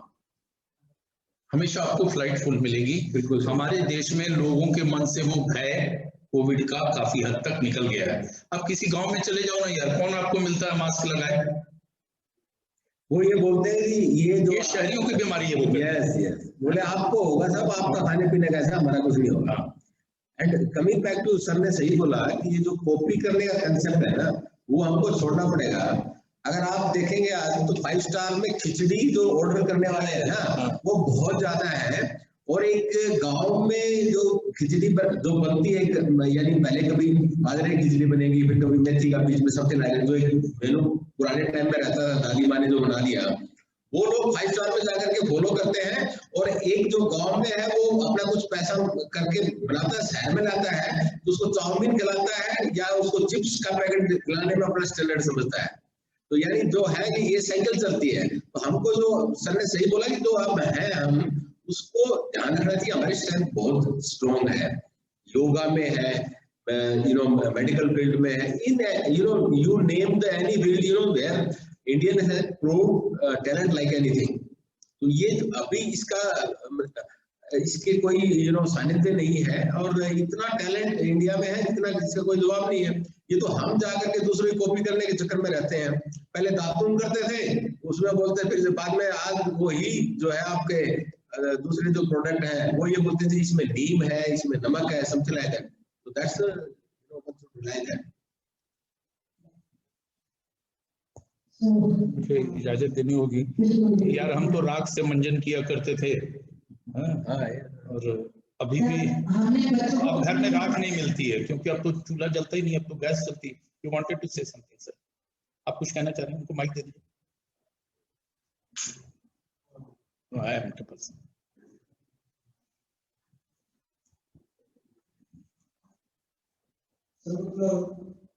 कह तो हम सब देते हैं, लेकिन जैसे अब यहाँ पे मीटिंग चल रही है, हम हिंदी को बढ़ावा देने चाहिए, इंग्लिश को बढ़ावा देते हैं। जैसे आपने बोला हमें बदलने की जरूरत नहीं है, लेकिन यही पे ही हम हिंदी की जगह इंग्लिश को ज्यादा महत्वपूर्ण दे रहे हैं। मैं बताता हूँ आपको। देखिए ऐसा है कि अब यहाँ पर एम्बेसडर आए हुए थे, वो तो हिंदी नहीं समझेंगे। ऑनलाइन कम से कम 8-10 एम्बेसी के लोग जुड़े हुए हैं, वो हिंदी नहीं समझेंगे। तो भाषा जो है वो कोई भी अच्छी या खराब नहीं है। शब्द क्या है? ये हमारी भावना की या हमारे अंदर जो विचार चल रहे हैं उनकी तस्वीर है, ठीक है। तो जब आप ऐसे वर्ग के साथ कनेक्ट कर रहे हो, जो अगर आप धारा प्रवाह हिंदी ही बोलते जाओगे तो शायद उनके पल्ले कुछ ना पड़े। तो उन चीजों को भी ध्यान रखना पड़ता है। और कई बार आवश्यकता होने पर, अभी तो यहाँ पर हम लोग अंग्रेजी में बात कर रहे हैं, कई बार मैं अंतर्राष्ट्रीय श्रम संगठन के साथ 2 साल रहा, तो फ्रेंच में बोलना पड़ता था। इटली में, फ्रांस में वो लोग कोई अंग्रेजी नहीं समझते थे। तो ये केवल एक माध्यम है। हमें ये बोलना पड़ता है, वो हिंदी में बोल सकते। जब जिसकी जो जरूरत होती है उसके ऊपर बात चलती है। अगर जब उनकी जरूरत होती है तो वो भी यूनाइटेड नेशंस में इंटरप्रेटर लगाते हैं और उसको हिंदी में ट्रांसलेट करवाते हैं। लेकिन हमारे पास इतने संसाधन नहीं हैं कि हम अगर लोकल कोई प्रोग्राम कर रहे हों तो हम उतने बड़े पैमाने पर, ना तो हमारे पास रिसोर्सेज रहते हैं, ना उसकी संभावना बन पाती है। लेकिन ऐसा नहीं है, कोई भी भाषा अच्छी या बुरी नहीं है। अपनी भाषा का अनादर नहीं करना चाहिए और ना ही किसी दूसरे की भाषा का अनादर करना चाहिए। सॉरी, प्रॉब्लम क्या है, इंग्लिश को हम इंटेलिजेंस, जिसको इंग्लिश बोलनी आती है, हम सोचते बहुत ही बुद्धिमान है। ये कंसेप्ट को बदलना है। प्रॉब्लम यही है, गांव में अगर आप अच्छे स्कूल में टॉपर होगा लड़का, जिसमें मैथ में 100 में से 100 आएंगे, बाकियों में उसमें टॉपर होगा, बट वो कम्युनिकेशन स्किल में कहीं कहीं थोड़ा सा लगेगा because of exposure, background, something like that. But वो कभी भी आप इंटेलिजेंस से मत उसको लिंक करिए। कमिंग बैक टू कि हिंदी वो क्यों नहीं बोलते, आप आज मान लो कहीं आप ये सोचते हो कि वो क्यों नहीं हमारे इसको अडॉप्ट करें, पहले आप अपनी तो स्ट्रेंथ कर लीजिए, आप इंफ्रास्ट्रक्चर क्रिएट कर लीजिए, वो अभी हो रहा है। आज प्रधानमंत्री से लेकर के मैं गवर्नमेंट से डील करता हूँ, मेरे हिसाब से सर 50% ऐसे मंत्री हैं जो कि वो हिंदी में बोलते थे, आप हिंदी में बताइए हमको, they don't have any hints to say this thing कि आप हमको हिंदी में समझाइए। आपने इंग्लिश में लिख के दे दिया, ठीक है ये अधिकारी देख लेंगे। आज योगी साहब है और है, तो बदल रहा है, ये कोई एंड नहीं है, पर आप कभी भी इसको उसे इंटेलिजेंस लेवल से मत लिंक करके रखिए। मैं एक चीज ऐड करूंगी, अगर हम आज अपने कॉन्फ्रेंस के थीम से रिलेटेड बात करें, टूरिज्म, कहीं भी दुनिया में कहीं भी चले जाएं, हम ये सोच के नहीं जाते ना कि हमें वहां की लैंग्वेज आती है, हम ये सोच के आते हैं हमें इंग्लिश आनी चाहिए, ये उतना आनी चाहिए कि हम खाना मांग सके, हम रास्ता पूछ सके। मैं आपको ये बताना चाहता हूँ कि विदेशों में अंग्रेजी सबसे ज्यादा बोली जाने वाली भाषा नहीं, स्पेनिश है, फ्रेंच है, फिर इंग्लिश है। लेकिन ग्लोबली इंग्लिश का मतलब खास करके एकेडमिक लिटरेचर की जहां तक बात है उसमें अंग्रेजी की बढ़त है। और अगर आप अंग्रेजी में पारंगत नहीं है तो बहुत सारा ऐसा लिटरेचर होगा जिससे कि आप अछूते रह जाएंगे। तो ये भी आपको सीखनी चाहिए। हिंदी हमारी राष्ट्रीय भाषा है, अंग्रेजी एक तरह से आज की तारीख में अंतरराष्ट्रीय भाषा है, तो हमें दोनों का ज्ञान होने से हमें फायदा पहुंचे। मैं मॉस्को में था सर, वहां पे एक टैक्सी ड्राइवर ने, वो आजकल गूगल के ऊपर ट्रांसलेटर है, वो he was not understanding this thing but he was very comfortable. मैं जैसे ही उसको बोला, उसने जस्ट अ मिनट बोला, सर 1 मिनट, अपनी उसमें and he used that translator, 2 minute में उसने रास्ता बता दिया, सब कुछ बता दिया, एवरीथिंग इज पॉसिबल। अगर आपको इसमें, और आज ऐसा नहीं है, अपने यहाँ टूरिज्म में अगर आप कहीं कहीं जाते हैं तो टैक्सी ड्राइवर इसमें अभी ऑलरेडी उनकी भारत हासिल है, उसको यूज करना है, टूल आपको यूज करना पड़ेगा। लेकिन आजकल गीता को हम बहुत सारे लोग मानते हैं, लेकिन गीता को बैन कर दिया, पढ़ाने के लिए रामायण को बैन कर दिया, और मतलब संस्कार गाँव तक सीमित रहे, शहरों तक तो इसका कोई वो नहीं है। क्यों हम इसे शहरों तक बढ़ावा नहीं दे पाते? यार ऐसा नहीं है, देखो आपको संस्कारी लोग शहरों में भी मिलेंगे और दुराचारी लोग गांव में भी मिल जाएंगे, है ना। ये परिवार के वैल्यू सिस्टम्स पर निर्भर करता है कि परिवार आपके अंदर क्या जीवन मूल्य स्थापित कर रहा है ना। तो ऐसा नहीं है, शहरों में भटकाव ज्यादा इसलिए हुआ क्योंकि पश्चिमी सभ्यता का प्रभाव वहां पे ज्यादा था। पर मैं आपको बताता हूँ, आप अगर पंजाब वगैरह उस तरफ जाएंगे ना, तो जितना ड्रग्स गांव में फैला है उतना शहरों में भी नहीं फैला, ये बताना चाहता हूँ। Firstly, I would like to give very warm birthday wishes to my dear friend and His Excellency Ambassador Venezuela. Happy birthday. So, thank you so much for coming over here. I know you took, I think, more than 1.5 hours. So, but thanks a lot for coming here. Ambassador has a rich experience as Consul General of Republic of Venezuela. She was also Director General of Corporate Affairs and Consulate General in US, etc., in some of the countries. And she will share her views on post-COVID tourism. But before that, I would like to request Dr. Vinod Verma, because he has some other meeting and wants to leave, because since morning he is here with us. So he's just waiting for Yes, of course. So I just wanted to request Dr. Verma, please share your views about tourism post-COVID, and then we'll do the honor of ambassador. Please. Yeah, thank you, ma'am. Thank you, Her Excellency, for your valuable presence. We were waiting for your kind presence. And, Mr. Stugal, who's the director of this all wonderful location, and, that he has the great collection, unique in all nature.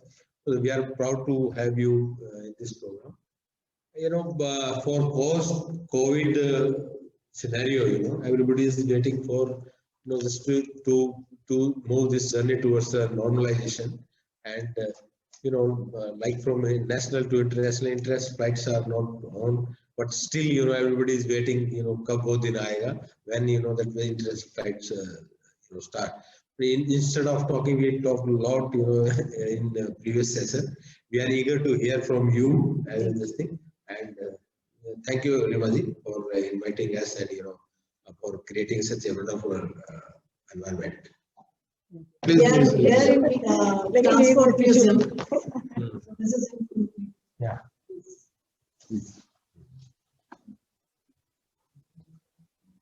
Thank you. Thank you.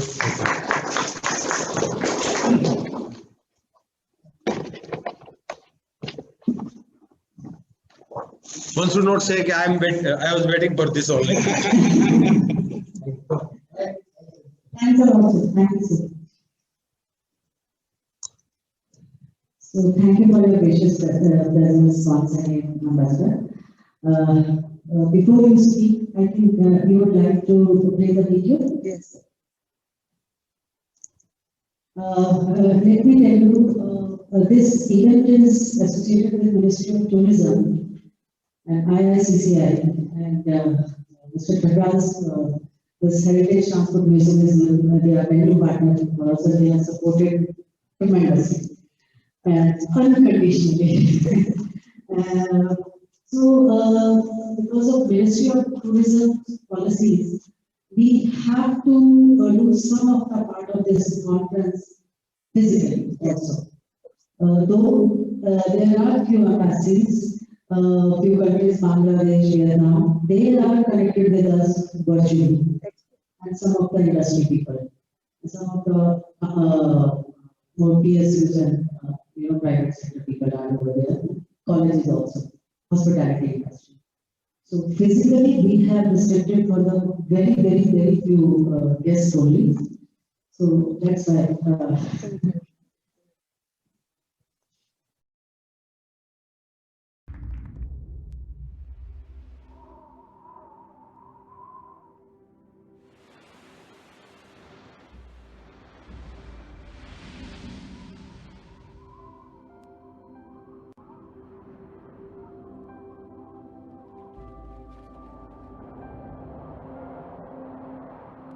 What invites us to dream?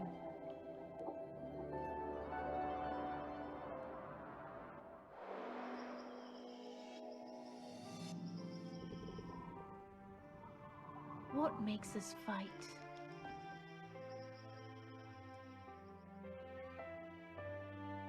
What makes us believe in the future?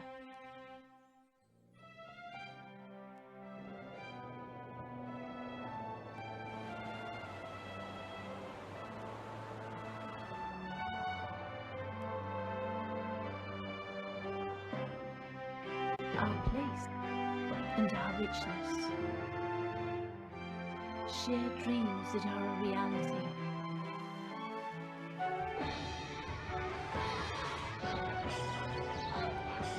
We are open to the ones that take us to the highest. to the awaken of the deep abundance, to the visions that reveal opportunities. We are open, like windows that see horizons, like books that imagine stories to be written, like the strong and warm arms of our people. We are open to opportunities, to our siblings, to keep believing. Venezuela, open to the future. Yes. Very good afternoon to all. Mr. Tarun Trakar, Director of the museum. Thank you very much for opening the doors of this beautiful place, historical place, to us and to those who are following this conference.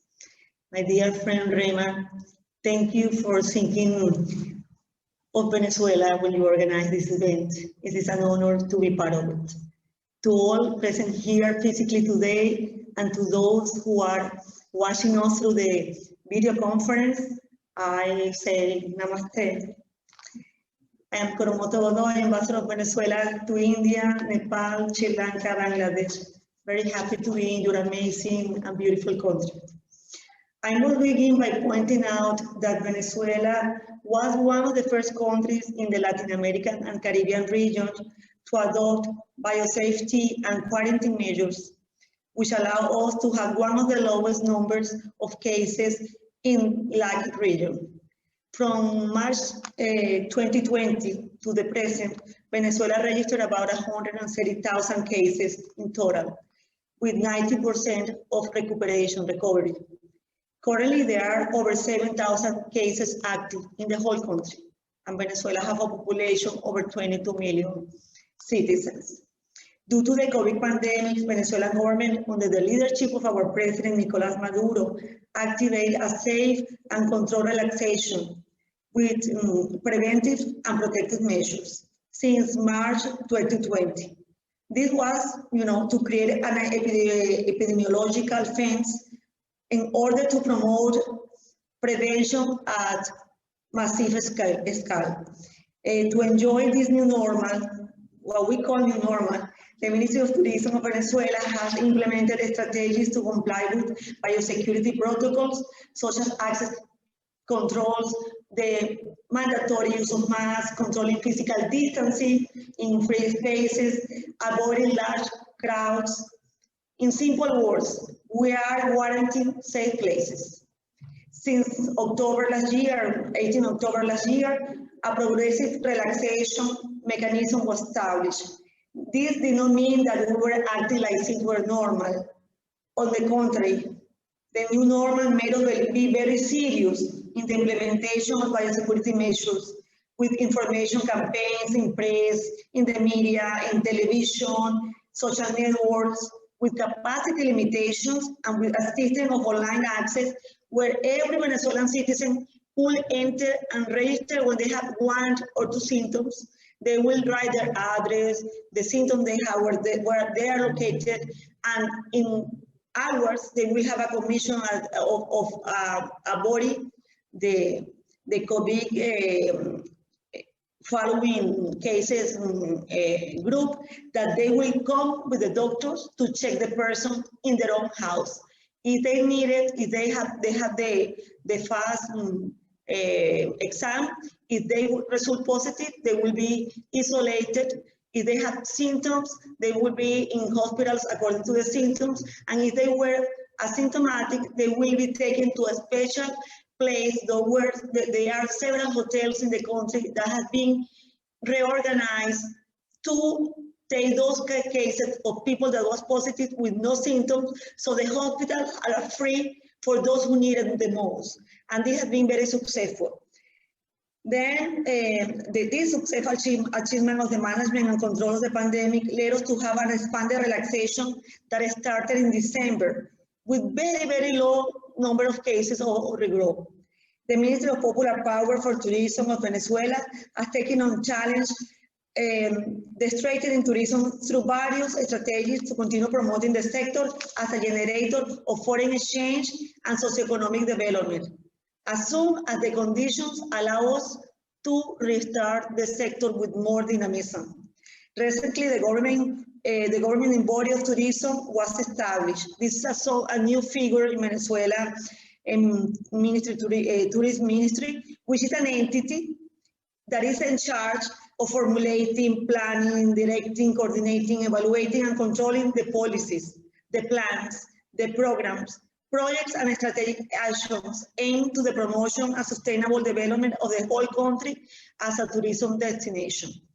The tourist sector is one of the sectors of the national economy that has experienced a very strong control relaxation to avoid crowds, to avoid infections, mainly in beaches, because Venezuela is a tropical country, as you know, and people go very often to the beaches, to the national parks, and there were measures very important, so people could still go, but for instance, only 40% of the capacity of a beach will be available for the citizens. And the hours were also limited up to 3 p.m. So after 3 p.m., no one can remain in the beaches. Up to today, I'm very proud to say this, Venezuela has not even one case of a person infected in a beach or in a national park, and our tourism is very open. It's our tradition. We go to beaches, we go to national parks. So it could be, one can think, well, they will be infecting themselves in the beaches, in the parks, all the way around. Everybody's safe. Everyone who has been, having this type of relaxation because the pandemic generates a lot of stress, has been very good, protected by the commission that is in charge of all the policies, but also there is a sense of responsibility in our citizens. So post-pandemic tourism is something different. We all know this is a new reality, and apparently it will be for a long time. So it's not a coincidence that the World Tourism Organization, long before we all were aware of the COVID-19 existence, they decided that 2021 will be the year of rural tourism. In other words, before the pandemic hit humanity, the organization has already determined that the way the tourism was managed has predatory characteristics. Things have to change. So this new reality that COVID pandemic has allowed us make us understand the need in Venezuela that we need to develop even with, even a stronger tourism in natural and rural areas.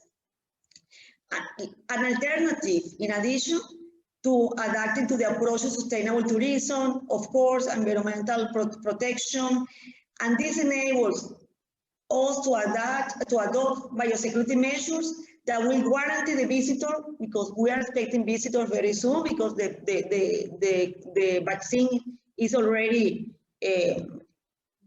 out, thanks to all the scientific that have been working on this. So the visitors that come to our region, that come to our country, in this case Venezuela, they will feel that they will be healthy, they will be protected, they will have confidence in our health system, which is very important those days.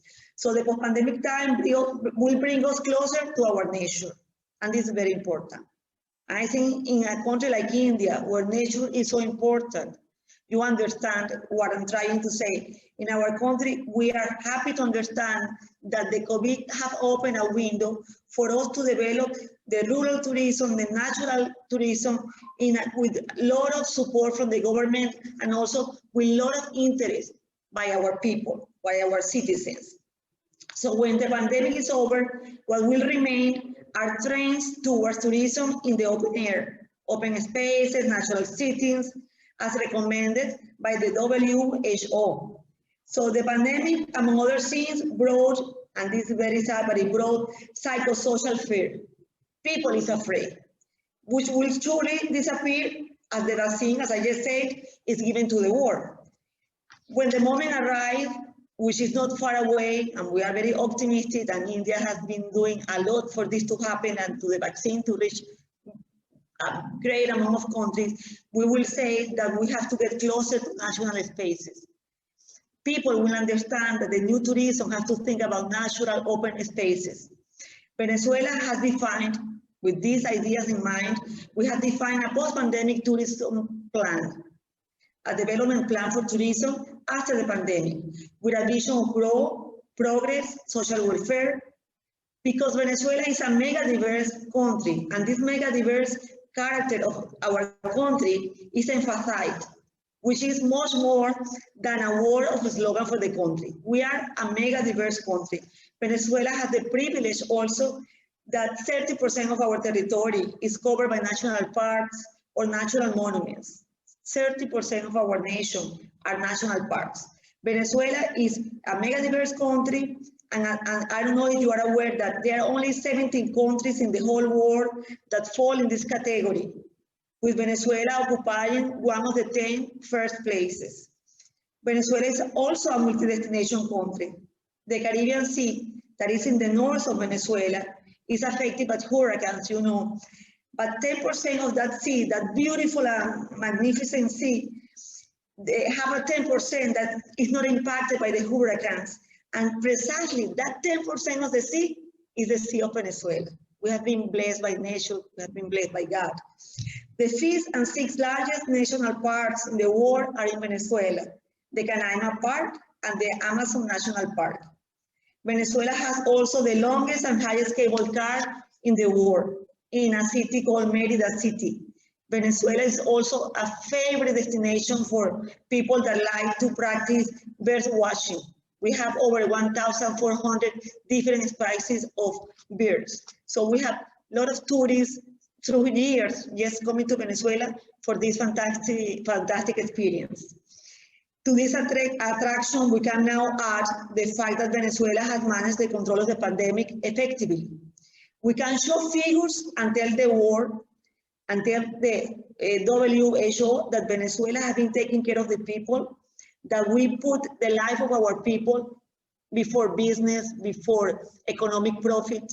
Nothing more important to the government of Venezuela than the safety of our people. This is what explained that since the pandemic started, only 3 months after that we knew, or we started to know about it in March 14, we started our lockdown, and it has been progressive, I explained to you, but in a very interesting modality of 7 by 7. So 7 days a week, all commerce, all activities are taking place. People can work, can go out, can go buying, the commerce are open, but 7 days we have lockdowns that, you know, when one city is open, the other is in lockdown and is alternative, but that has made Venezuela a very safe place for our people, for our nationals.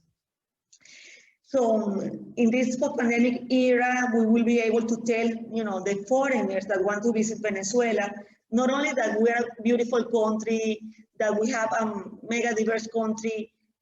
In India, they love to see this, that we have the most, the largest among us Miss Universe in the world. So people like to see, go to Venezuela to see how this happens, you know. And it's the beauty of the country, the landscape, but also is the beauty of the soul of the people. We're always willing to receive foreigners, open arms. We want our country to be enjoyed not only by us, but by foreigners, by our friends. Today I invite you all present here to visit Venezuela after the pandemic. Currently, our country has entered a stage of controlled relaxation as a result of all the measures that I have been explaining to you. This will allow that families, Venezuelan families internally, domestically, can travel from one town, from one city to another, feeling very secure.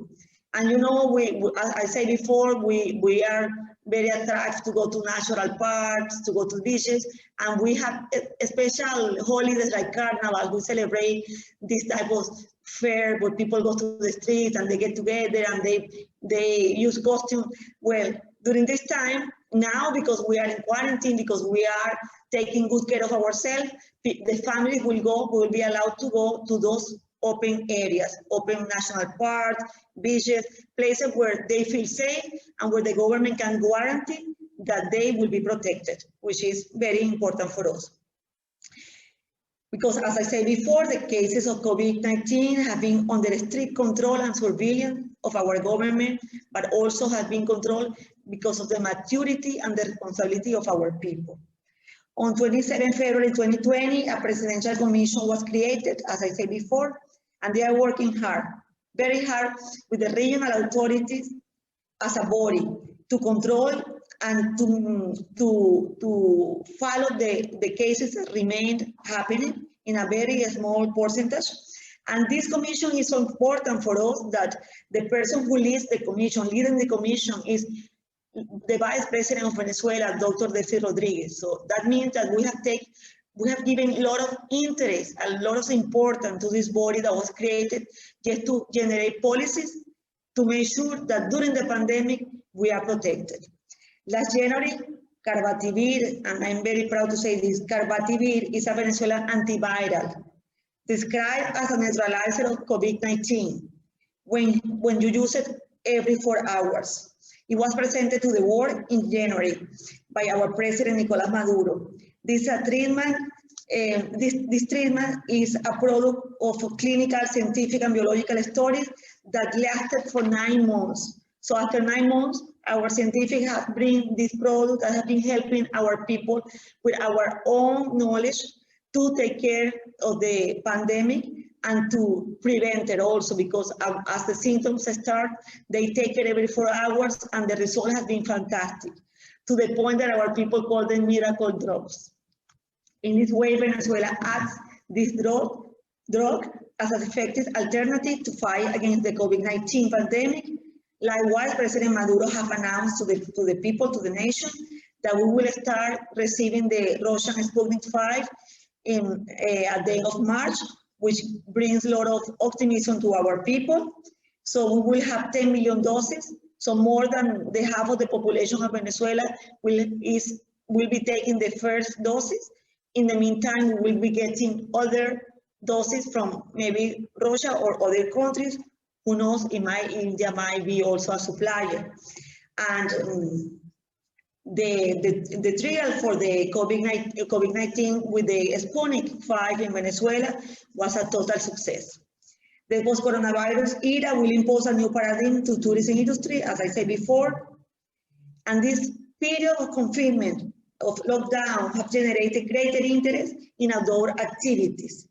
And we see people, the young people that, we live in an era where the youth like to play video games, want to be locked down in the house. For the first time, they are realizing the importance and the bliss that represents to live in a country where you have such a beautiful natural parks and diversity and places to go, to choose from snow to mountains to beautiful areas to discover nature, to beer watch, to do a lot of things, ecotourism, as we have called it also. So Venezuela have an immense touristic potential based on what I have explained to you, but also the natural and socio-cultural diversity, as well as one of the greatest biodiversity of the planet, characteristic that promotes Venezuela as a place that anyone can wish to visit after the pandemic. Global restrictions on mobility have also made our citizens to be curious about our own destinations. So for the first time, we see a great amount of people planning holidays, trips for the time after pandemic, after the vaccination takes over, which is a very good news, because we need to increase our own tourism as a need for economic development. So Venezuelan destinations are there, and our people is willing to go and to enjoy it.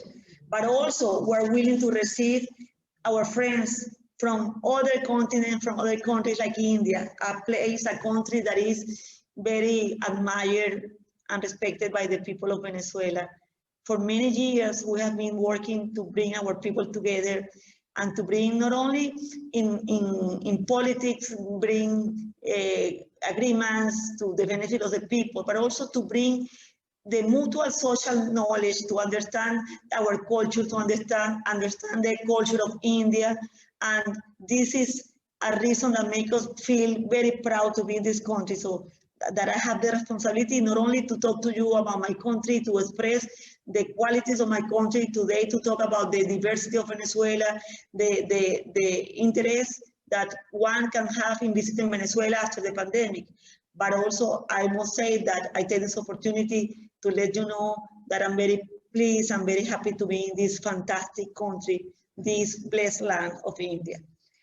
Well, to finish, I would like to say that we have a lot of hope in the post-pandemic times to come, because not only we have taken all the proper biosecurity measures, but because our people, the government, we call it the popular power, the organized people of Venezuela is working together to make the tourism a real possibility. And you have to take into consideration that Venezuela, being one of the richest countries of the world with natural resources, is facing a terrible criminal blockade by the United States of America. So Venezuela has two challenges, not only to protect their people during the pandemic, but to, maintain the economy moving forward in difficult times, because our economy is blocked. Venezuela is receiving by the export of oil, that is our main resource, less than 90% of the budget that we used to receive,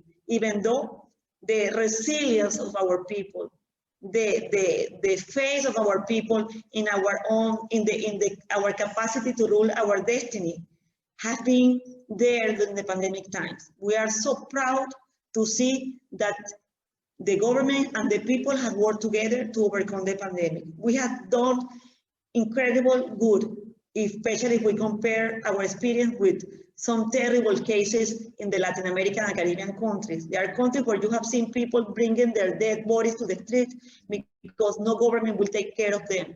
We have seen people making lines waiting for a bomb of oxygen because they cannot breathe. Venezuela, as a very solidarity country, a country that believes in unity and solidarity, that believe in this case in the unity of our region, have been helping other countries, even in difficult situations like the one we are facing ourselves. Venezuela has been carrying oxygen for Brazil, for Manaus, that is a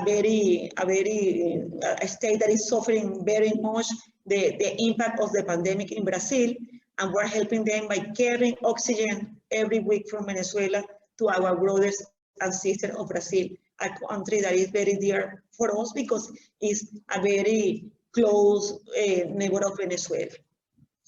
By saying this, I really hope to see that not only Venezuela, but India, all the countries, humanity overcomes the pandemic and better times come for humanity. 2020 was a very difficult year. Since 2021 has to be a year of hope, of willing to get together, as Prime Minister Modi has said, the world as a family. We believe in that. We believe that we, the world, humanity is a big family. And we feel India as our family. Many kilometers away, it doesn't matter. You represent a very dear population, a very dear country to us, and we want to invite you to come to Venezuela one day, hopefully in the near future, to enjoy those beautiful places that you have seen in the video that we projected to you, and that we all together can look to the future like with common goals, with common energy, with common willing. I thank you again, Dr. Tanum, for opening the space for me, my dear Rima. Rima is a hard worker lady. She worked hard for her country, and I commend you for that. Thank you to all. I see a lot of young people present here today. To all of you, our respect, our sincere expression of gratitude for the time you have taken to be here.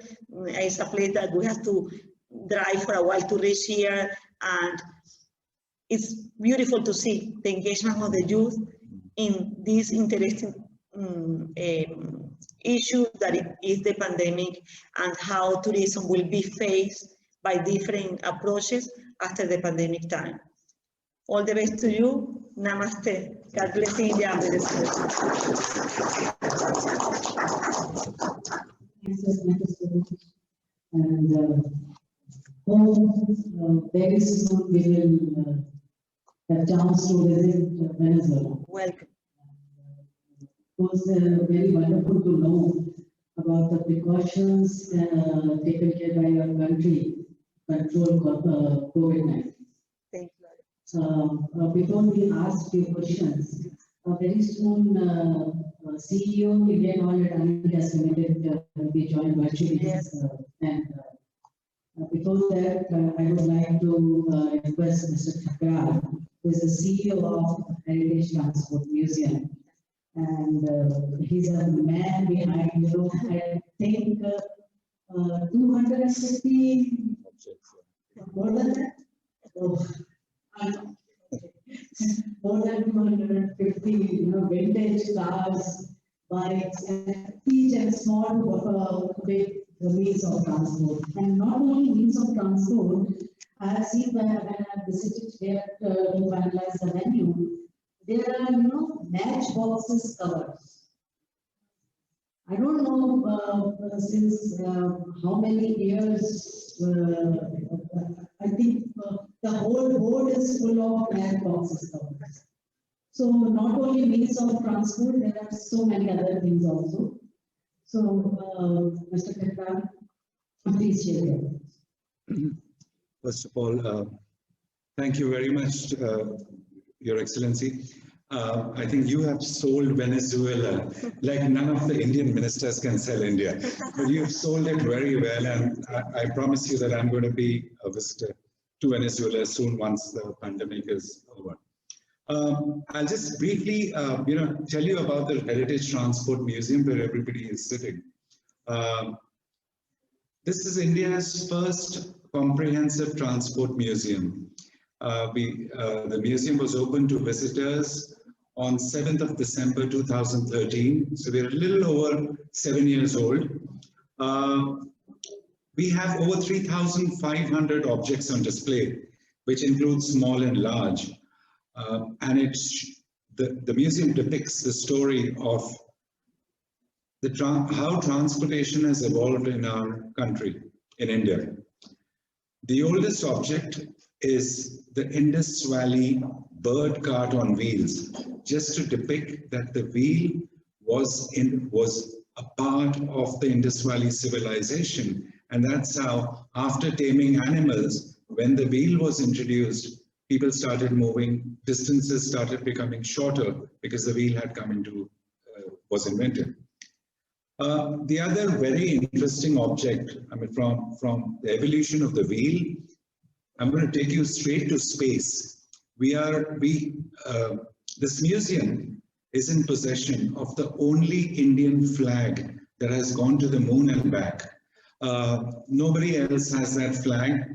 In the Apollo 15 mission, which is conducted by NASA, all the countries which belonged to United Nations at that time, they had taken the flags of various countries to the moon.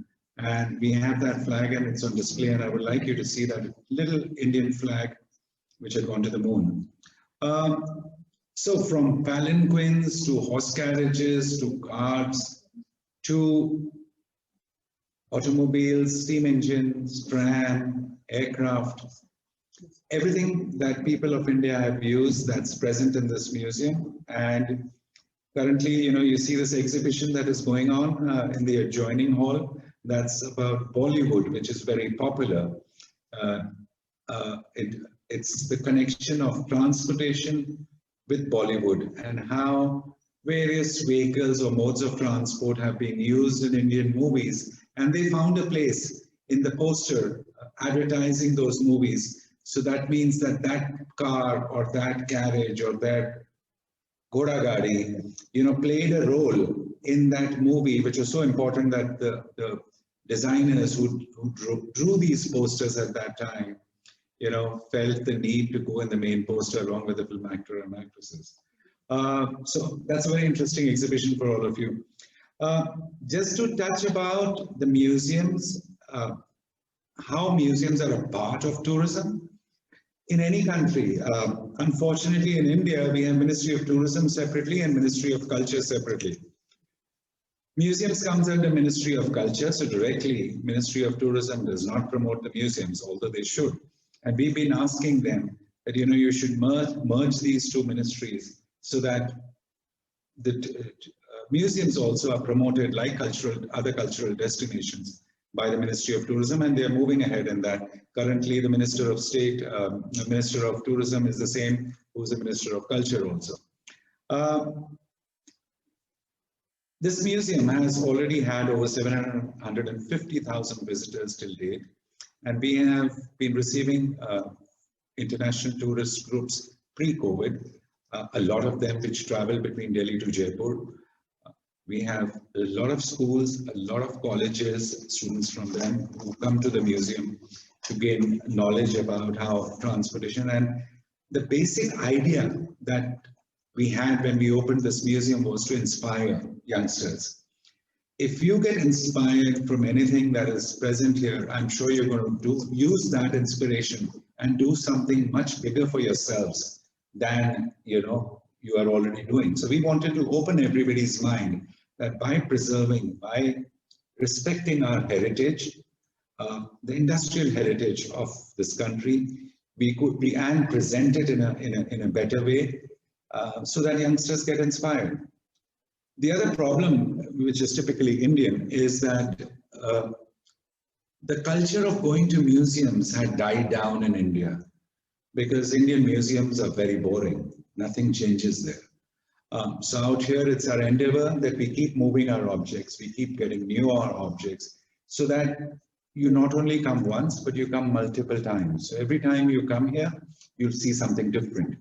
And with transportation means movement, it's moving from one place to the other. You can't have a static museum, you can't have a boring museum. So that's why this museum was created, and we've been ranked as one of the better transport museums world over. In fact, we've had many, I've represented some international conferences where we talk about how we can create more fun-loving transport museums. And the success of our museum has actually traveled all around the world. We've been fortunate to receive the Ministry of Tourism's most innovative award, a national award for this museum, which was received by us in 2015. And of course, a host of other awards, just because of the gratitude and the love that we've received from all the visitors who come here. And our growth has been word of mouth. Anybody who has come here has actually gone and told 50 other people that you must go there and have a look at it. It's a very different kind of a museum. And the success behind all that is because we are a visitor-centric museum. We first look at the visitor, what he would expect. And that's why we've been able to create this good thing. I think, Rima, that's enough for the museum. Okay. All right. Thank you very much. Mr. Rajiv Sikka, CEO of Indian Oil and Gas Limited, is online with us. Mr. Rajiv Sikka is here with us. Mr. Rajiv Sikka, he's an active blogger and a star. He's a mentor of IIT Kanpur. His passion is to knowing and understanding the startup ecosystem. He is civil engineer as well as have done masters in civil stream. He is constantly receiving recognition for being a regular All India Prize winner of BPCL in Ideas Award, and so many other things. And he's a master of innovations, I should say. So welcome, sir.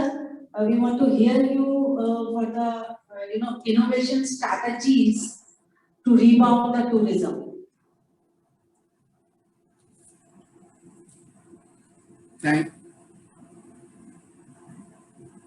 Thank you, Rimaji. Is my voice? So thanks to you for generous introduction and my best wishes to all my fellow panelists. Hello, how are you, each one of you? Your smile is very pretty, I must say that.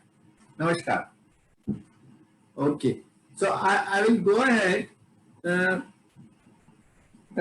What I understand, we have to talk. We are talking on the hospitality and how to bring the customer confidence back towards the hospitality business.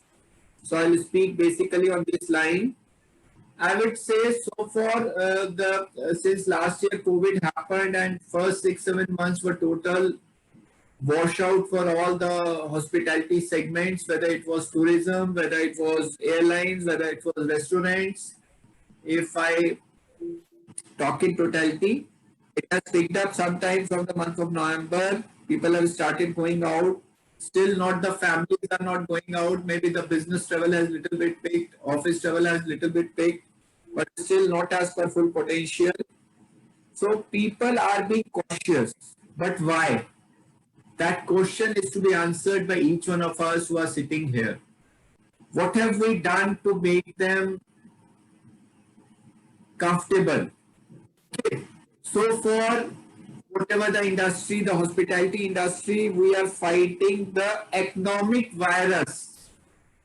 We are fighting on how to bring our economies, our hotels, our revenues back to the original pre-COVID revenue or on a path of growth. But have we thought about the customer? Have we done something about them which comforts them, which makes them think it's all right for me and my family to go out and spend a couple of days, maybe in Goa, Shimla, wherever it is. So so we have to shift focus from our economics to the customers, if I may use the word, to the end users, to the travelers. Are we doing enough to instill the confidence in them? Yes, some people are going ahead with now themed holidays with like-minded communities, whether it's trekking, whether it's biking community. Then people are going for private villas. They want to have places of seclusion where they are comfortable to stay with their families or group of friends. They do not want to go in a place where so many other visitors are there. So they want some kind of privacy as well as safety, security. Have we done enough to this? Have we together, has the hospitality industry brought out some radical changes to cater to this kind of market, which I believe has really opened up now? From the general tourist, it has evolved to a need-based tourist. At least that's what I have learned. I do not belong to this industry, but as a customer or when I'm able to think like that. So, now airlines, the other day I was traveling and I noticed there are hardly any changes apart from giving some PPE kits and the facial kind of mask and some I would say they have eliminated the boarding pass, but that's it. There's nothing much actually. So why can't we do more? Have we thought of, and now I'm requesting the airlines and the airport authorities, have we thought of thermal scanning devices? Have we really taken up the technology to solve the social distance measures? Are we going for facial recognition rather than old system of checking Aadhaar card and whatever way of knowing whether he is the right customer or not? So similarly, what all we have done towards the safe check-in, boarding, have we really made use of touchless technology which so many startups are offering? Even self-services, we should be in a mode where I go, I keep on entering the security, I keep on getting towards the craft without any manual intervention, without having show to anyone. So I believe the time has come for this kind of, I would say, seamless travel. Is it happening? I did not really see it, nor I am able to visualize whether people or the airport airlines are they thinking about it. And basically what I saw was the same kind of whether it's security, whether it's the boarding, same kind of people touching each other, and same kind of chaos, with no, I would say, no regards for others. What are we doing about the customer's behavior? Are we checking? Are we doing something to that's a different challenge. That's a very difficult challenge. But are we going to do something about how to improve how the customers behave in a more proper way? Are we thinking about that? So these are the questions which I would like to ponder and which I like to speak. So with this, Rimaji, back to you. Thank you. Thank you, sir. From all the panelists, Rajiv sir, Ambassador, and Mr. Chakra, I would like to ask a few questions. That Ambassador, I just want to ask you the same question I've asked Ambassador Ecuador. That your views on strengthening cooperation within and between countries to support tourism.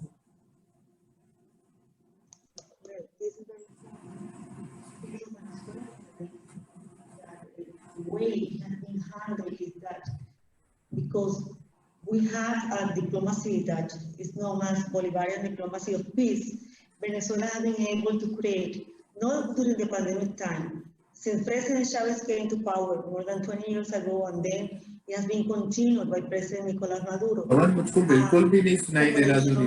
promoting the South-South cooperation. So, and also the cooperation among the countries near and close to Venezuela. In the framework of the South-South cooperation, important cooperation agreements, complementarity agreements with important players of the world, like, let's say, Russia, China, Turkey, of course, India. So those are countries that we look up to together join forces to attack or to give our front to the pandemic, to fight COVID-19. This is what explains that Venezuela was one of the first, I believe the first country in Latin America who signed agreement with Russia to receive the Sputnik 5 vaccine. Venezuela has been getting a lot of support from China, also with equipment to combat the COVID-19, for our hospital, for our people. We have received ventilators. We received medicines at the beginning of the pandemic. We had a generous donation from India of the medicines for our patients at the beginning of the COVID. I remember one of the first activities of the new ambassador of India to Venezuela, Mr. Singh, was to deliver to our Vice President of Venezuela an important amount of medicines produced in India, because India is the pharmacy of the world. So you see that because we have not limited ourselves into our region, even we have a great cooperation with the Caribbean countries, also Venezuela. Venezuela is a country that whatever we have, we share. And in that, we are so much like India.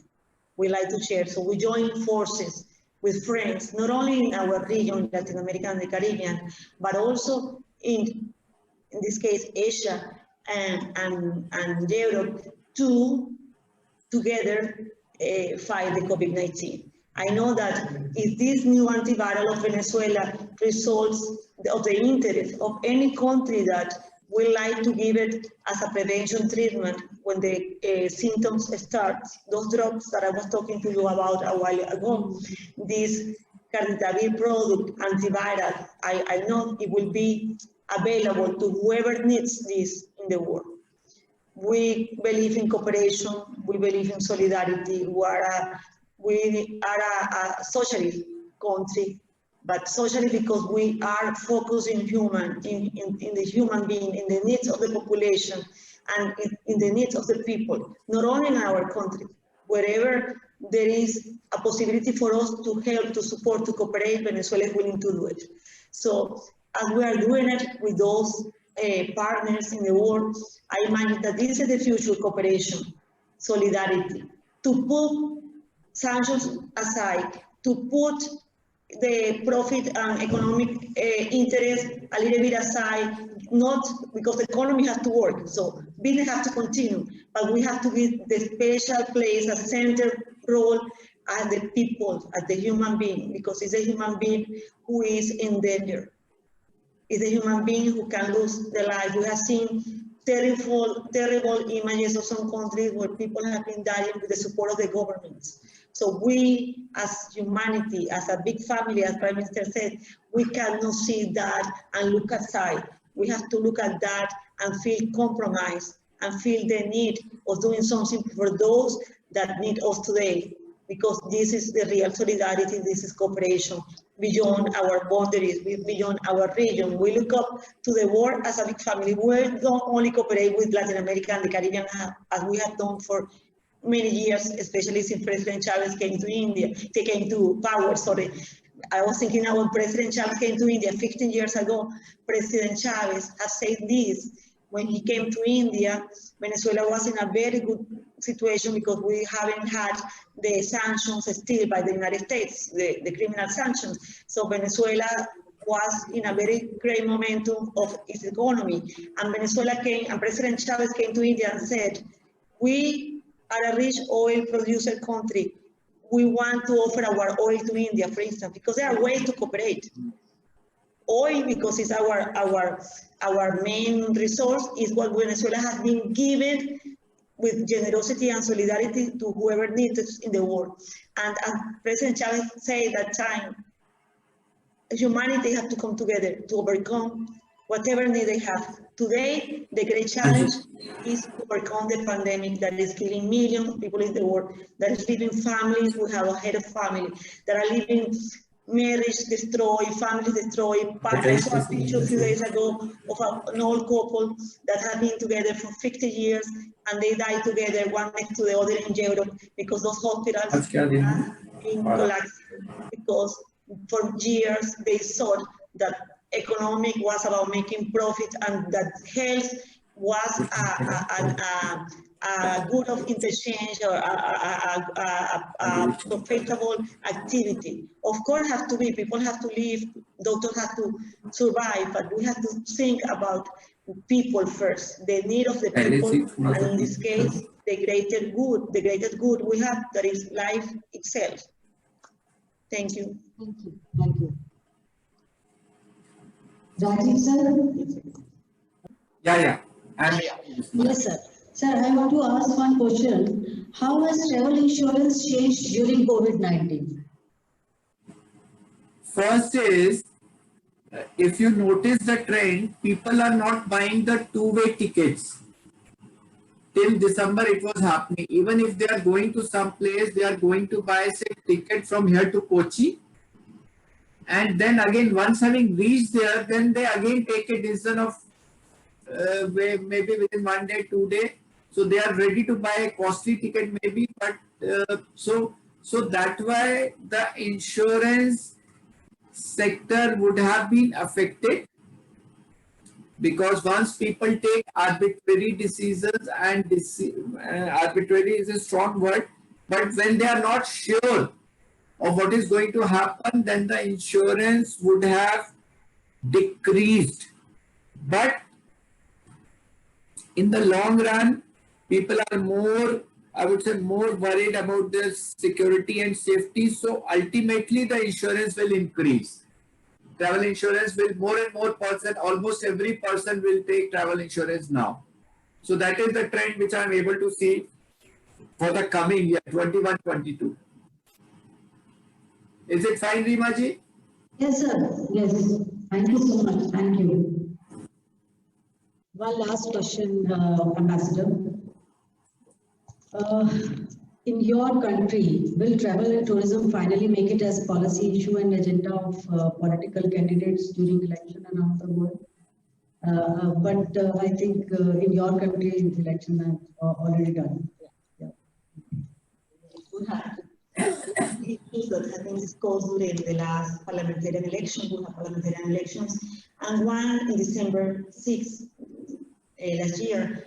And well, you know, parliamentarian elections bring people to talk about different things, and of course, tourism is always there. It's a transversal matter because it helps the recovery of the economy. We had a very strong airline. Venezuela has a strong airline, Conviasa. It's our national airline. A while ago, we were talking about why Venezuela and India have no direct flights. This is something that can be created post-pandemic.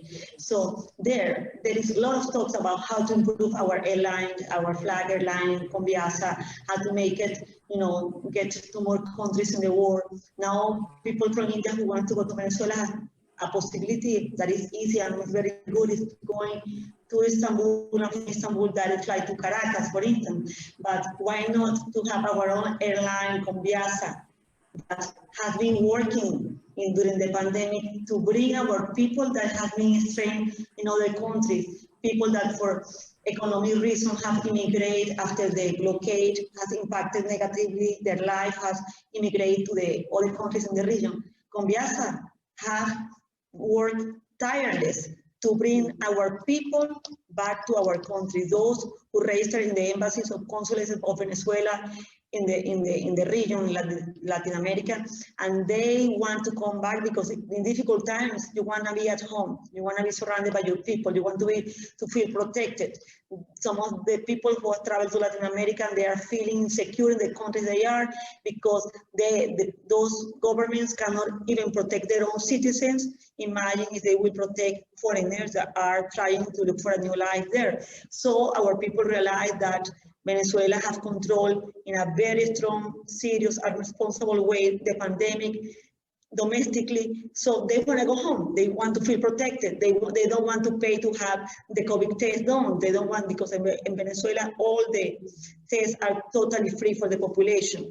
Nobody pays, not even privately. It's only through the public health system that you can do all the tests, the fast test, the blood test have to be public because it's the government protecting our people. As I was explaining before, we have a system that we register and we inform the symptoms and they see we classify for the isolation.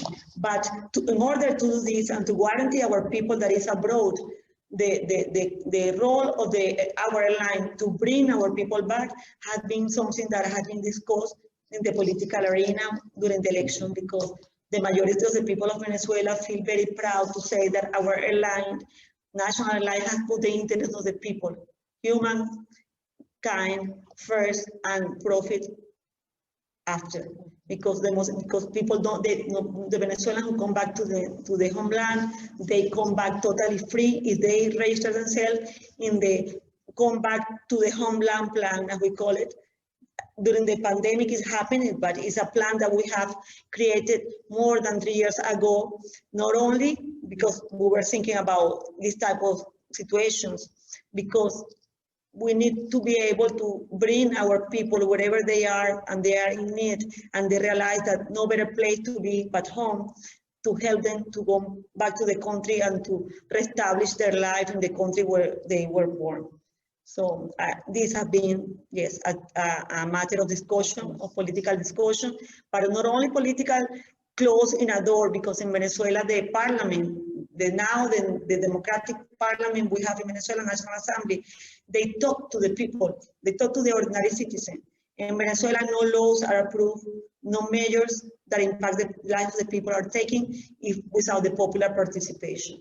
So the people itself have agreed that it's important that we keep our airline that is blocked also and sanctioned by the United States. But the airline is working properly, is working with a lot of enthusiasm to bring our people in whatever country they are, where there is a program to bring them back to Venezuela. The airline will go there to collect them and bring them home. One last question we are going to sum up. Yeah. Just only last. I want to say thank you to him. Yeah. Anji. Sir, one last question before sum up. What are the critical travel responsibility issues? As you have already mentioned few. Yeah, what are? First is the trust. How to get the trust back of the customer, how to make him comfortable. When I say customer means traveler here, whether I'm using the airline or going to a hotel, am I getting the confidence that everything is clean, is safe, the physical environment is stress-free? So that is the most important for anyone in my view. And of course, touchless digital payments, touchless contact, and a very seamless kind of service. That's what I want. Yeah, Rimaji.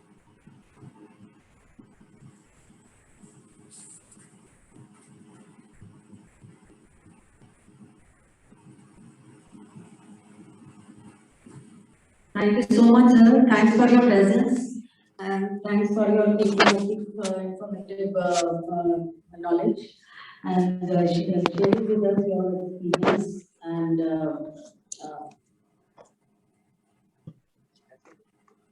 yeah. So thank you, sir. So now I would like to request Mr. Thakral just to honor Ambassador.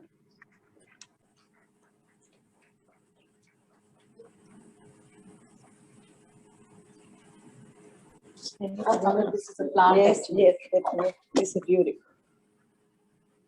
And this box is made by different labels.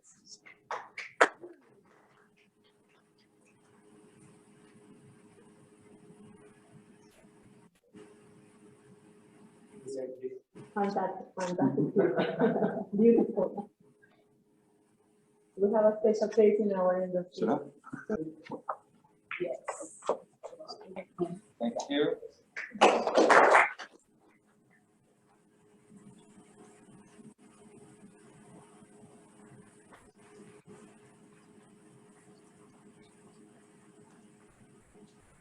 And one more addition in your museum. I don't know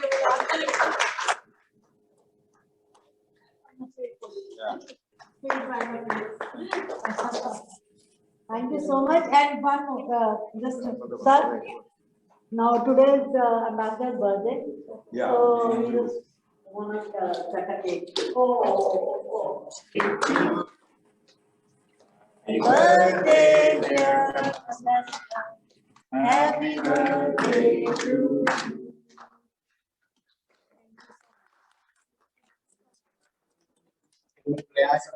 Cumpleaños feliz.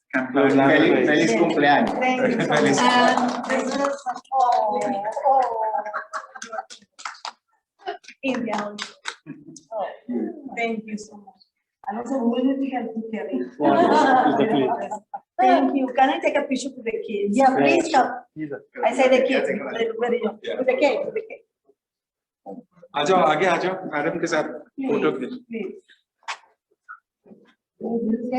The more beautiful way to celebrate my birthday, you know. So rather